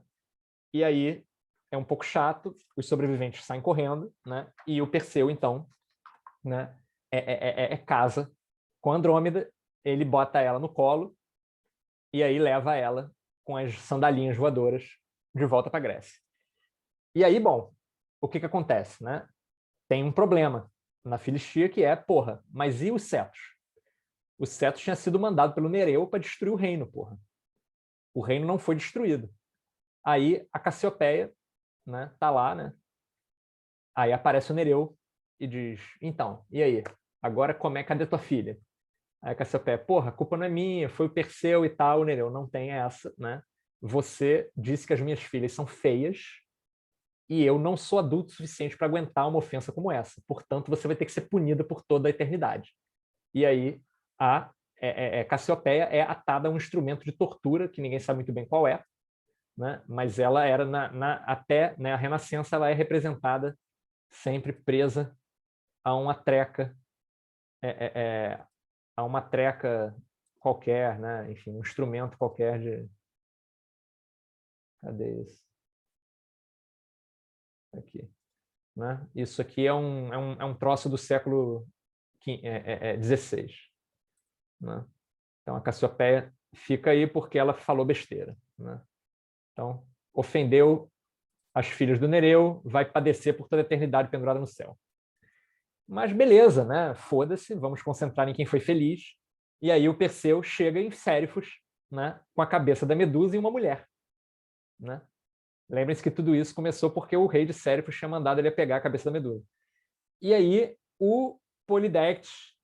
e aí, matou a Medusa ou não matou? Aí o Perseu, cale-se, e aí já transforma o cara em pedra imediatamente, porque ele ouve dizer que na sua ausência ele tentou estuprar a mãe dele de novo. Né? E aí ele transforma o Polidectes em pedra. Vejam, quando ele transforma o Polidectes em pedra, o rei de Sérifos é transformado em pedra. Quem é que vai governar Sérifos agora? Quem vai governar Sérifos agora é o irmão pescador. Isso é importante, porque isso diz de um herói que é o fundador de Micenas, que alterou, né, a linhagem real de Sérifos. Tudo isso é política, né, galera? Isso é coisas que estão acontecendo, né? Então, ele perturbou lá a descendência do reino da Filistia, ele, tipo, né, se meteu com Agenor, se meteu com o rei de Sérifos. Ele vai, né, espalhando transformações políticas aí por onde ele passa. Né? E aí ele vai, devolve os itens mágicos todos, né, que ele tinha pego, né, e ele e a Atena aparece para ele para pedir a cabeça da Medusa. E aí a Atena vai ser sempre representada no período clássico com a cabeça da Medusa em algum lugar. Então, isso é uma coisa curiosa também, né? O texto diz, né, os textos antigos dizem, né, que a cabeça da Medusa é colocada no Aegis. Só que ninguém sabe o que é o Aegis. Né? Então, tem escultores que representam o Aegis como se fosse um escudo. Tem outros caras que representam o Aegis como se fosse uma bolsinha. Outros como se fosse uma espécie de manto. Ninguém sabe que porra é essa de Aegis, mas a cabeça da Medusa está sempre nesse Aegis aí. Né? Beleza. E aí o Perseu faz o quê? Né? Ele volta para Argos. Né? Ele resolve clamar o trono dele de volta. Né? Quer dizer, o trono ao qual ele tinha direito. Ele é exilado, né? Ele foi exilado pelo avô, na verdade. Né?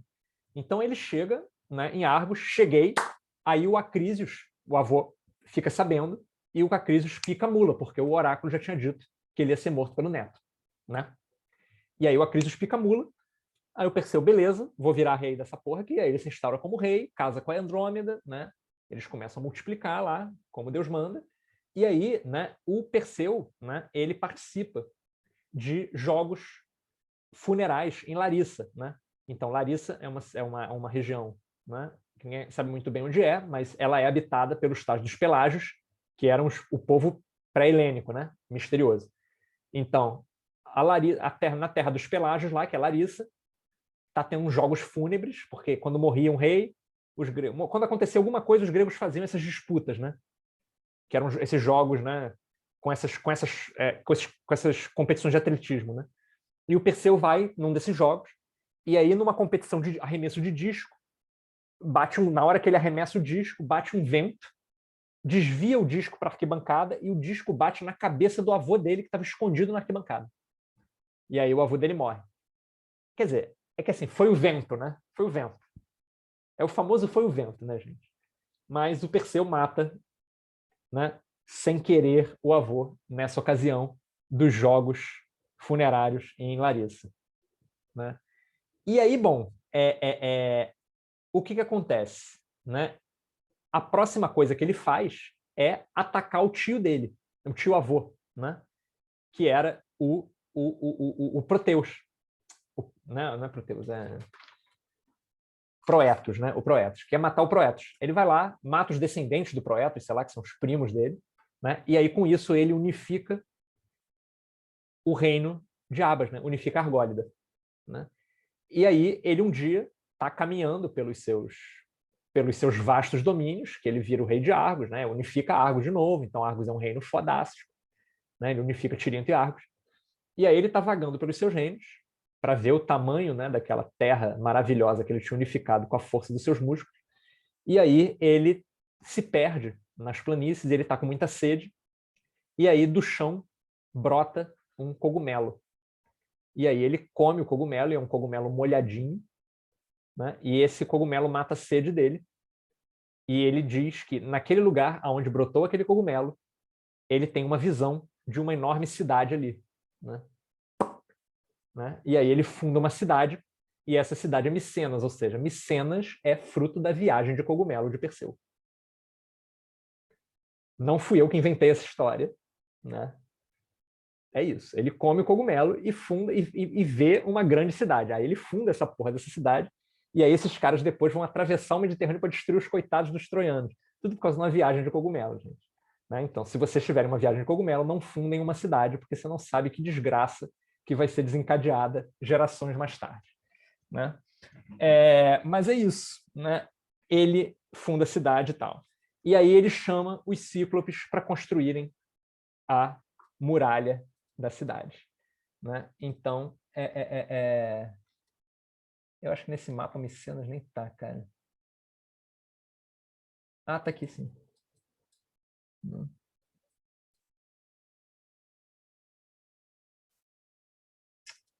Eita.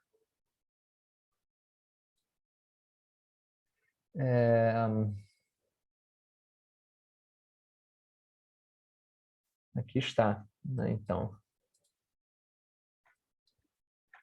Argos famosa está aqui. A Argólida é essa pontinha aqui do Peloponeso. Micenas é fundada aqui. Né?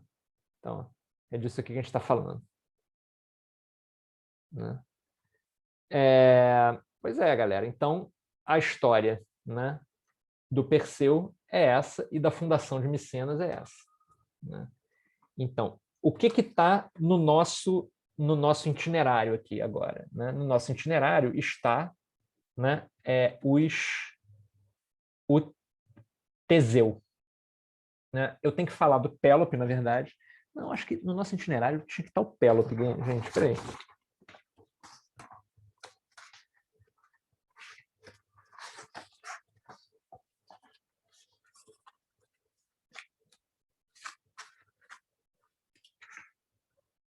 Então, o Minos está aqui.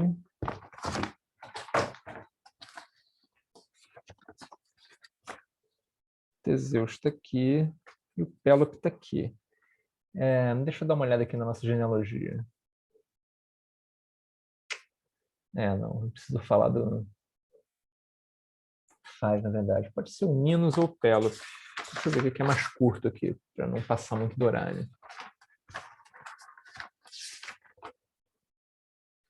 Não, acho que eu vou falar do Pélope. Tá, mas antes de mudar de herói, sei lá, comentários, pensamentos. Ô Pedro, Diga. Uma coisa que eu perdi. As asinhas do pé do Perseu é por causa do Pégaso ou não? Eu viajei nisso. Não, pois é porque no filme, na Fúria de Titãs, o Perseu aparece cavalgando o Pégaso. Mas não tem nada a ver uma história com a outra, né? As asinhas são as sandálias aladas que ele obtém lá das ninfas dos Styx, lá no Hades, né? Nessa subquest aí do RPG. Que não, Pedro, que não tem nada a ver com Hermes, não, né? Não tem nada a ver com Hermes. Mas aí que tá, né? Quer dizer, Pois é. lembrem-se, né? Quer dizer, porque o Hermes, né? O Hermes é uma figura. Eu estava falando para vocês isso semana passada, né? O Hermes é um deus, né? Muito curioso, assim. Ele é muito antigo. Você tem símbolos porque o símbolo mais antigo de Hermes, né? Hermes é conhecido como o deus dos caminhos, né? Ele é o deus dos mensageiros. Então, existia um objeto que era uma espécie de marco, né? Que tinha um nome, cujo nome, eu não vou me lembrar agora, mas a raiz desse nome é a palavra Hermes, é o nome Hermes. Então, eles botavam esse marco para fazer um monte de coisas. Por exemplo, as tribos atenienses usavam esses marcos para dividir o território da Demos, né? Para dividir o território ateniense, né? da aristocracia ateniense. Né? Usavam esses marcos para indicar coisas na estrada. Só que esse marco, né, então era uma espécie de toco, ou uma pedra comprida. As formas mais antigas desse marco, papo de 2000 anos antes de Cristo, são falos enormes. Né? São estátuas de pênis enormes. Então, o Hermes está associado com esse deus fálico, que é uma divindade antigaça pra caralho. Assim. É da mesma época daquela deusa peituda e bunduda, né? Que é a grande mãe, a mãe terra. Ao mesmo tempo que tinha essa figura, tinha essa coisa da adoração do pênis, né? Dessa figura fálica, do falo. Né? E o Hermes é associado a esse troço. Então, o Hermes é um deus muito, né, plurifacetado. Né? E ele é muito misterioso por isso. Assim, toda hora aparece uma menção ao Hermes, né? E essa parada do Perseu com a perninha, com a coisinha voando, claramente é uma alusão ao Hermes, né? Inclusive, eu não estou me lembrando exatamente os detalhes, mas o Perseu, para ele roubar o olho e os dentes das greias, né, e o dente das greias, ele meio passa a perna nelas. E esse lance de passar a perna geralmente é uma coisa que o Hermes faz, né? O Hermes é essa figura, né, meio né, é um trickster god, né, como dizem os antropólogos anglófonos, né? Ele é um deus, né, que prega peças, né? Ele é essa figura como, né, o Loki da mitologia nórdica, né? Como o Exu às vezes é retratado, né? Como o Legba, né, no voodoo, né? São essas divindades meio, né, que tem esse lado, né, de pregar peça, né? De ter uma coisa meio, né, o saci, né? Isso aí, é esse universo, né, né? E nas mitologias mais antigas, né, tem muito essa figura, né? As histórias, os contos populares do oeste africano sempre tem remissão a figuras semimíticas que são assim, né, que meio pregam peças, que são ardilosas, né? Não são guerreiros valentes, né, que saem dando porrada. São ardilosos, são caçadores, são caras que sabem se esconder, que sabem fazer armadilha, que sabem enganar, né? Então, né, eles são admirados por isso, né? Isso não é feio, né? Então, pois é, tem uma alusão ao Hermes aí, e aí sabe-se lá, ia lá, pois é, tem um... Aí não é exatamente os glúteos que estão me chamando a atenção nesse caso, mas, enfim. Né? Professor Pedro, também eu ando estudando isso, por isso que me fez lembrar, ele também é associado ao deus da escrita, né? O Hermes, ao deus da escrita, a escrita? Por causa daquele deus egípcio que Platão fala, né? Me esqueci o nome dele. Tá, tem essa história sim, cara, mas agora não vou me lembrar. Mas tem isso aí sim. Eu achei interessante. E também tem sobre o falo, nas casas de Roma, né? Também tinha o desenho do deus de fala, fálico. Então, os romanos herdam esse hábito de fazer esse falo para marcar território, para fazer como um marco, né? Eles usam esse troço também, né? Então, pois é. Muito bem. Então, é isso. Oi. Diga, então, Beatriz. eu só achei muito curioso, assim, essa solução que eles deram para tudo, que é bem parecida com o que acontece com a Helena, né? De estar com uma pessoa, aí você vai em frente, aí tem outra pessoa, e aí guerras acontecem, e aí no final essa figura que bem no início parecia ter uma autonomia, né?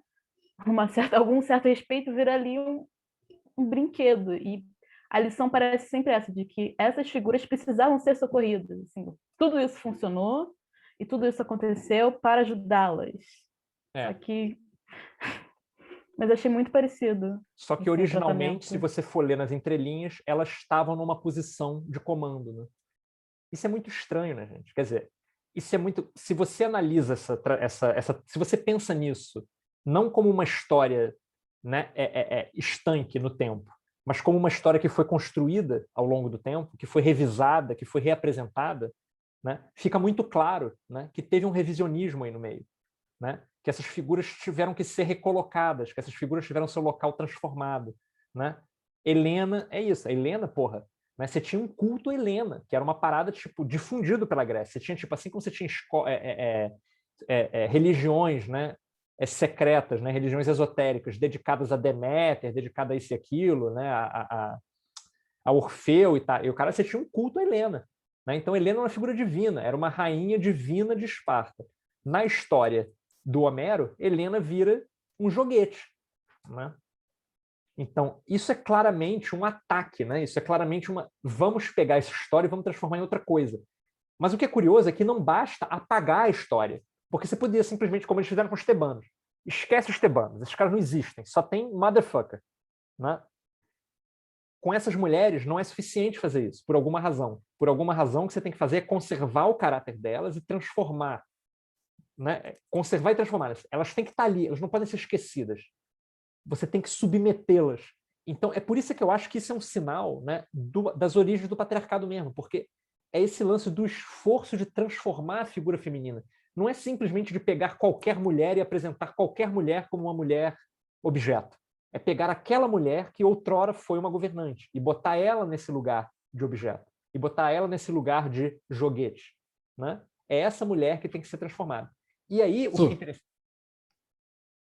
Fala aí, mas quando você usou assim, tipo, o início do patriarcado, isso está propondo, pelo menos para mim, que antes teoricamente não haveria um patriarcado, ou sei lá, que eu estou tentando que pensar, tipo, claro. O matriarcado, de certa forma, já existia ali, e existiu durante muito tempo na África, né? Eu conheço pouco, mas eu sei que existiu.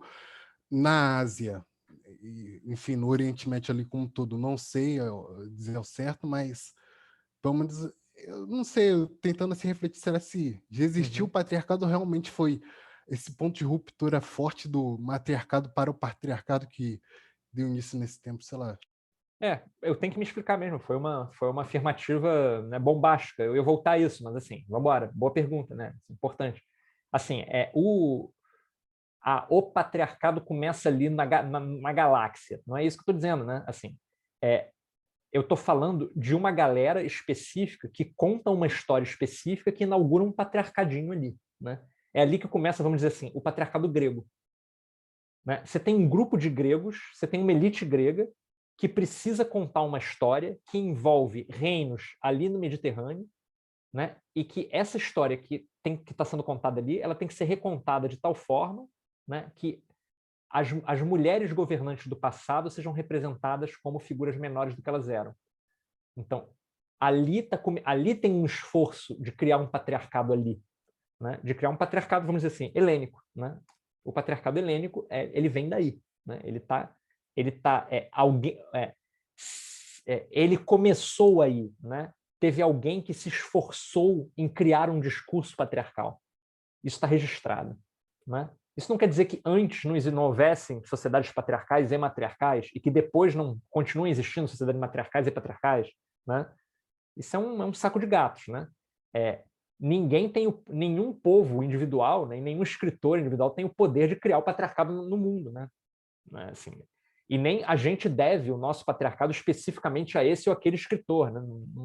Não estou sugerindo nada disso, mas assim, tem algo em jogo, né? Que é que se estabelece, sim, né, um discurso patriarcal muito específico e voltado contra essas figuras femininas do passado do Mediterrâneo. Né? Então, o matriarcado anterior tem que ser destruído, sim. Né? E no Eurípides isso aparece, né? Na peça que a gente começou analisando. Né? Que começa uma mulher contando uma história de que, na verdade, né, tinham as mulheres, oráculo, mas isso aí é o de menos. O importante mesmo é o Apolo. Né? Depois, tem essas mulheres do passado, que são as fúrias, mas elas são virgens velhas, deixa para lá. Tem também o direito da mulher se vingar, mas deixa isso para lá. Muito mais importante é o direito do homem se vingar. Então, porra, se você menciona algo para, então, detonar aquele algo, o nome disso é uma luta de ideias. Né? Você está mencionando uma ideia para combatê-la. Isso é que é curioso, você não está simplesmente ignorando, você está mencionando para combater. Então, isso é um esforço específico de um discurso patriarcal. Isso é a violência patriarcal discursiva em ato. Né?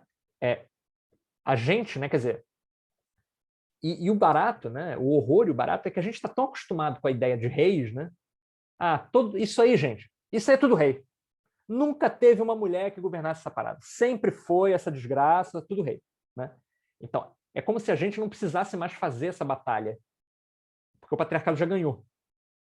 Né? Já venceu, né? Então não precisa fazer. A gente tem que fazer o contrário, ficar tipo, não, mas calma aí, presta atenção nisso aqui. Parece que tinha uma mulher governante nessa porra. Né? E isso aí, e o que a gente está vendo não é nem o relato das próprias mulheres, né? Porque esse relato foi jantado pela história. Né? É o relato dos homens que combateram essas mulheres por último. São os últimos vitoriosos, vamos dizer assim. Né? São as últimas derrotadas e os últimos vitoriosos nessa tradição grega, né? Pelo menos. Melhorou, Emerson? Sim, melhorou bastante. Beleza. Pois é. Inclusive, eu fico sempre me perguntando, eu sei que a resposta é que a gente não vai saber porque não tem nada, mas qual era o objetivo para esse tipo de material? Porque todo mundo era analfabeto, ninguém queria falar com pobre. as mulheres não liam. Então, isso é o quê? Um registro só para os homens nobres, patriarcais que estão no governo? Eu sempre fico me perguntando assim, qual a intenção dessa linguagem? É o que eles ouvem e escreveram? Eles estão escrevendo outra coisa?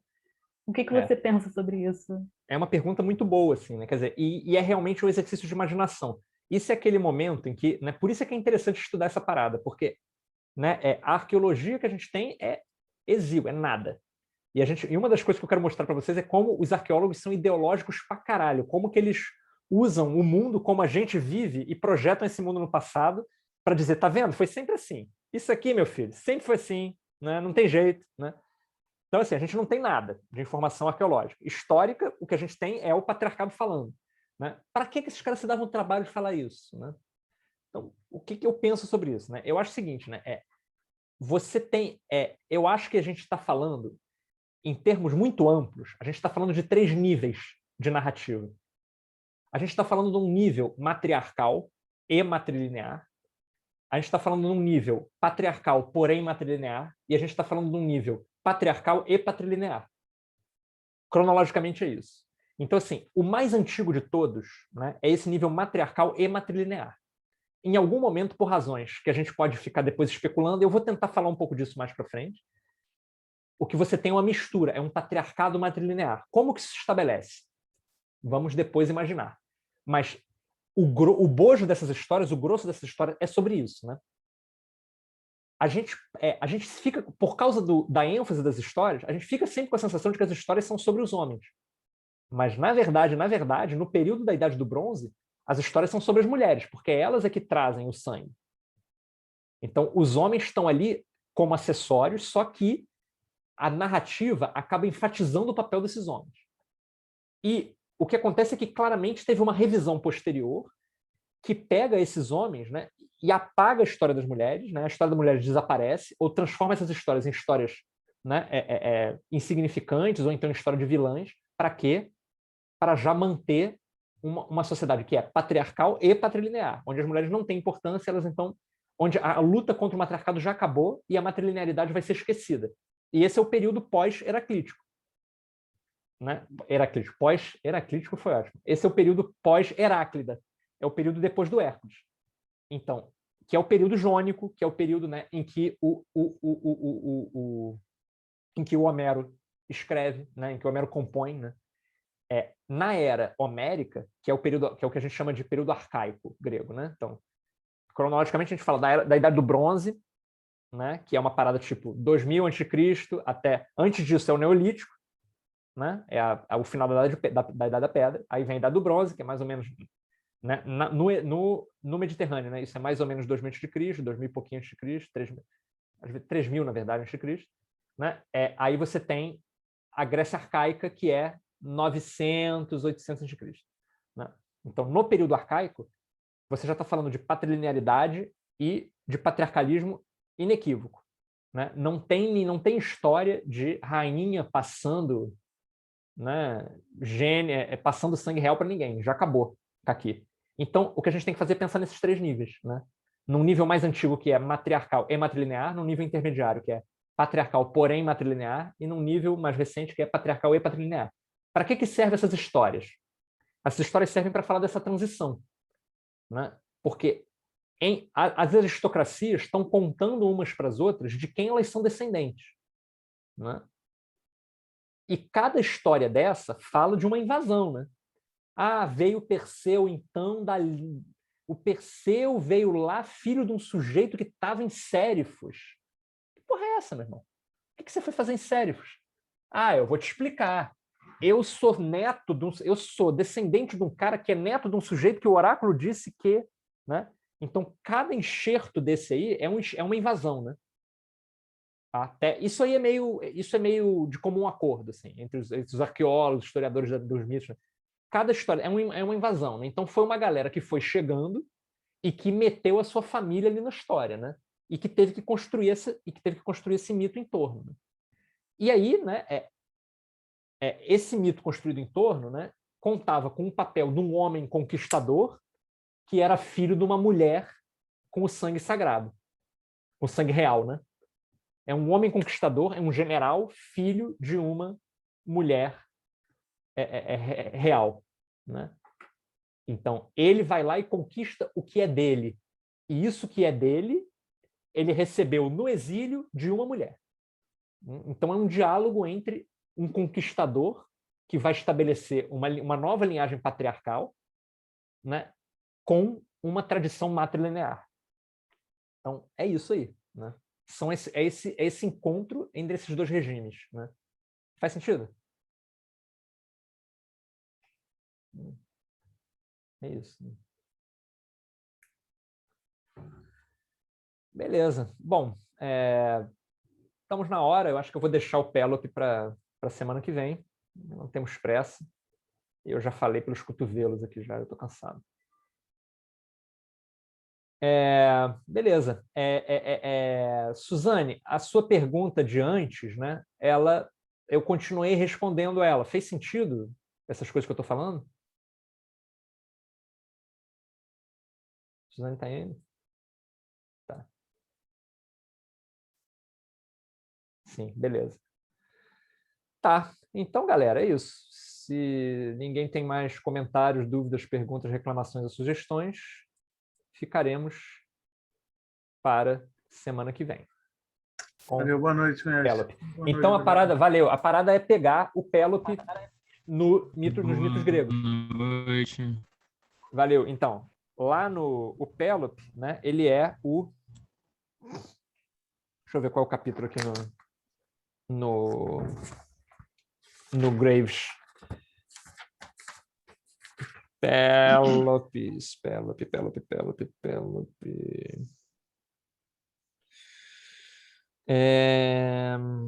108, é isso mesmo? Então, o 108, 109 e 110. Né? Capítulo 108, 109 e 110 aqui do Graves. Né? Beleza. Então, aí... o Graves, eu estive lendo ali o início dele ali, ele começa a fazer umas ligações que até depois ele não deu muita profundidade assim, mas ele começa a associar, inclusive, aquele lance dos rios, né? Água vertida da boca do sapo, né? Ele começa a ligar até as extremidades do planeta aí, né? Para um trabalho posterior, inclusive, né? E o lance de cortar a cabeça e se refere aos cogumelos também, como se corta lá a parte superior e não se come o tal, né? Então é interessante como ele tenta ligar, de repente, o planeta todo. Assim como a gente está numa área menor ali, né? Tipo, próxima da Grécia, mas depois ele está tentando interligar o planeta todo. Quer dizer, bem extenso, nas 1.175 páginas, é bem disperso. Né? Vou ver se eu chego lá devagarinho. Pois é, não, o Graves, ele é muito criativo, né? Ele é muito criativo, ele é um cara, tipo, né? Inclusive, os acadêmicos acham ele meio, tipo, forçação de barra, né? Por causa disso, porque ele é criativo demais. É bem interessante essa criatividade dele. Às vezes eu acho que é meio over, mas assim, é uma questão de gosto. E, em grande medida, ele está falando de coisas que ninguém tem a mais puta ideia. Então, só tem duas coisas aí. Muito pouca evidência e o resto é imaginação. Muitas vezes, como a gente vai ver, os caras que posam, tipo, eu sou um acadêmico muito sério, estou usando unicamente aqui as evidências e todo mundo sabe que o patriarcado sempre existiu, portanto, essas evidências devem ser interpretadas nessa direção. A gente vai ver isso que, tipo, né? Então, essa parada de seriedade, às vezes, não quer dizer nada, né? Então, é maneiro prestar atenção e se deixar levar um pouco por essa criatividade do Graves, porque isso dá pano para manga, assim. Valeu, mestre. Obrigadão, tudo de bom aí. Deu para viajar bastante agora, né? Obrigado, mestre. Valeu. Tudo de bom aí. Boa noite a todos. Edson, eu vou resolver lá, vou botar você na turma certa. Valeu, galera. Um abraço. Boa noite. Falou, galera. Valeu, sucesso. Tudo de bom. Abraço. Valeu, galera. Valeu. Show. Diga, Flaviano. Era mais ou menos também da minha inscrição.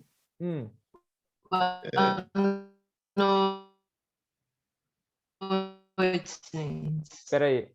Mari, você falou e eu não ouvi nada, porque tá muito ruim sua conexão.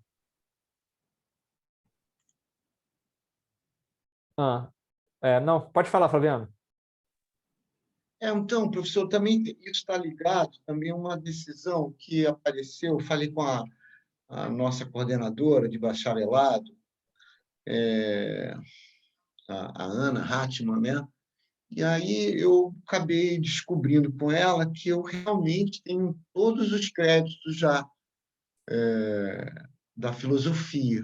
Uhum. Porque no começo me sugeriram a ter uma disciplina para eu ficar ativo, vamos dizer assim. E aí escolhi a sua, né? Aí eu escolhi a sua.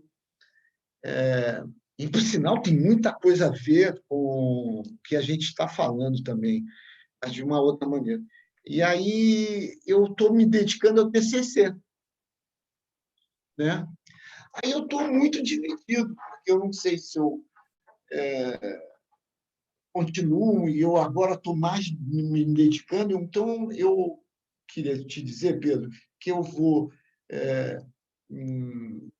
certamente sair da sua matéria, mas eu vou continuar sendo ouvinte de sua aula e etc. Fica à vontade. Tá, Pedro? Fica à vontade. Tá bom. E também, eu não sei, né? Parece que eu vou te convidar para fazer parte do meu TCC, mas lá na frente tu vai entender por quê. Beleza, vai ser um prazer, cara. Tá? Participarei com prazer. Então, era isso, que eu estou assim, cara, Beleza. eu vou falar para Pedro que eu vou estar lá presente, não vou ler os textos e Tranquilo, tomar fica à essa vontade. decisão, porque também eu queria encerrar o TCC, né? Tranquilo, com certeza. Se concentra lá, é importante se concentrar mesmo. E você... eu também, Pedro, eu estava nessa agonia de saber, eu fechei ou não fechei, né? E aí a professora a Ana Hartmann me falou, não, Fernando, com isso, se você fizer isso, isso e isso, botar os requerimentos, tá tudo beleza. Eu falei, ótimo. Aí eu falei assim, cara, então vai, mete a cara. E aí era só isso, Pedro, desculpe, eu sei que você está cansado. Não, nenhum problema, cara, nenhum problema. E aí por isso que eu esperei a aula falar contigo, tá bom? Tranquilo. Bom, então, mas vamos nos vendo aqui como ouvinte, então. Com certeza, com certeza. E também te mandei... te mandei um e-mail, bobagem. Cara, eu vi lá, mas eu não consegui responder esquece, cara. Esquece, eu sei que tu tem muita coisa mais importante que ficar lendo. Não, eu vou te responder lá, eu vou te responder. Não responde não quero. Era só para te botar coisa na tua imaginação, não era para tu me falar nada, não. Pô, é engraçado, essa mulher aí, pô, essa mulher que vai para uma ilha, entendeu? E esquece esse patriarcado, entendeu? E foi uma coincidência, Pedro, porque saiu no jornal e eu mandei só para aumentar a tua imaginação. Beleza. Como mesmo você falou, né? Às vezes, nessas horas, só tem sofista, né? São um bando de sofista falando uma porção de coisa e a gente não sabe o que eles estão falando e às vezes o cara é criativo, né? Fala alguma coisa, né? É isso, Pedro. Beleza, cara. Tá? Então, valeu. Nos vemos. Uma boa noite. Grande abraço, boa noite. Obrigado pelo o time. Valeu. Valeu. Abraço. Abraço.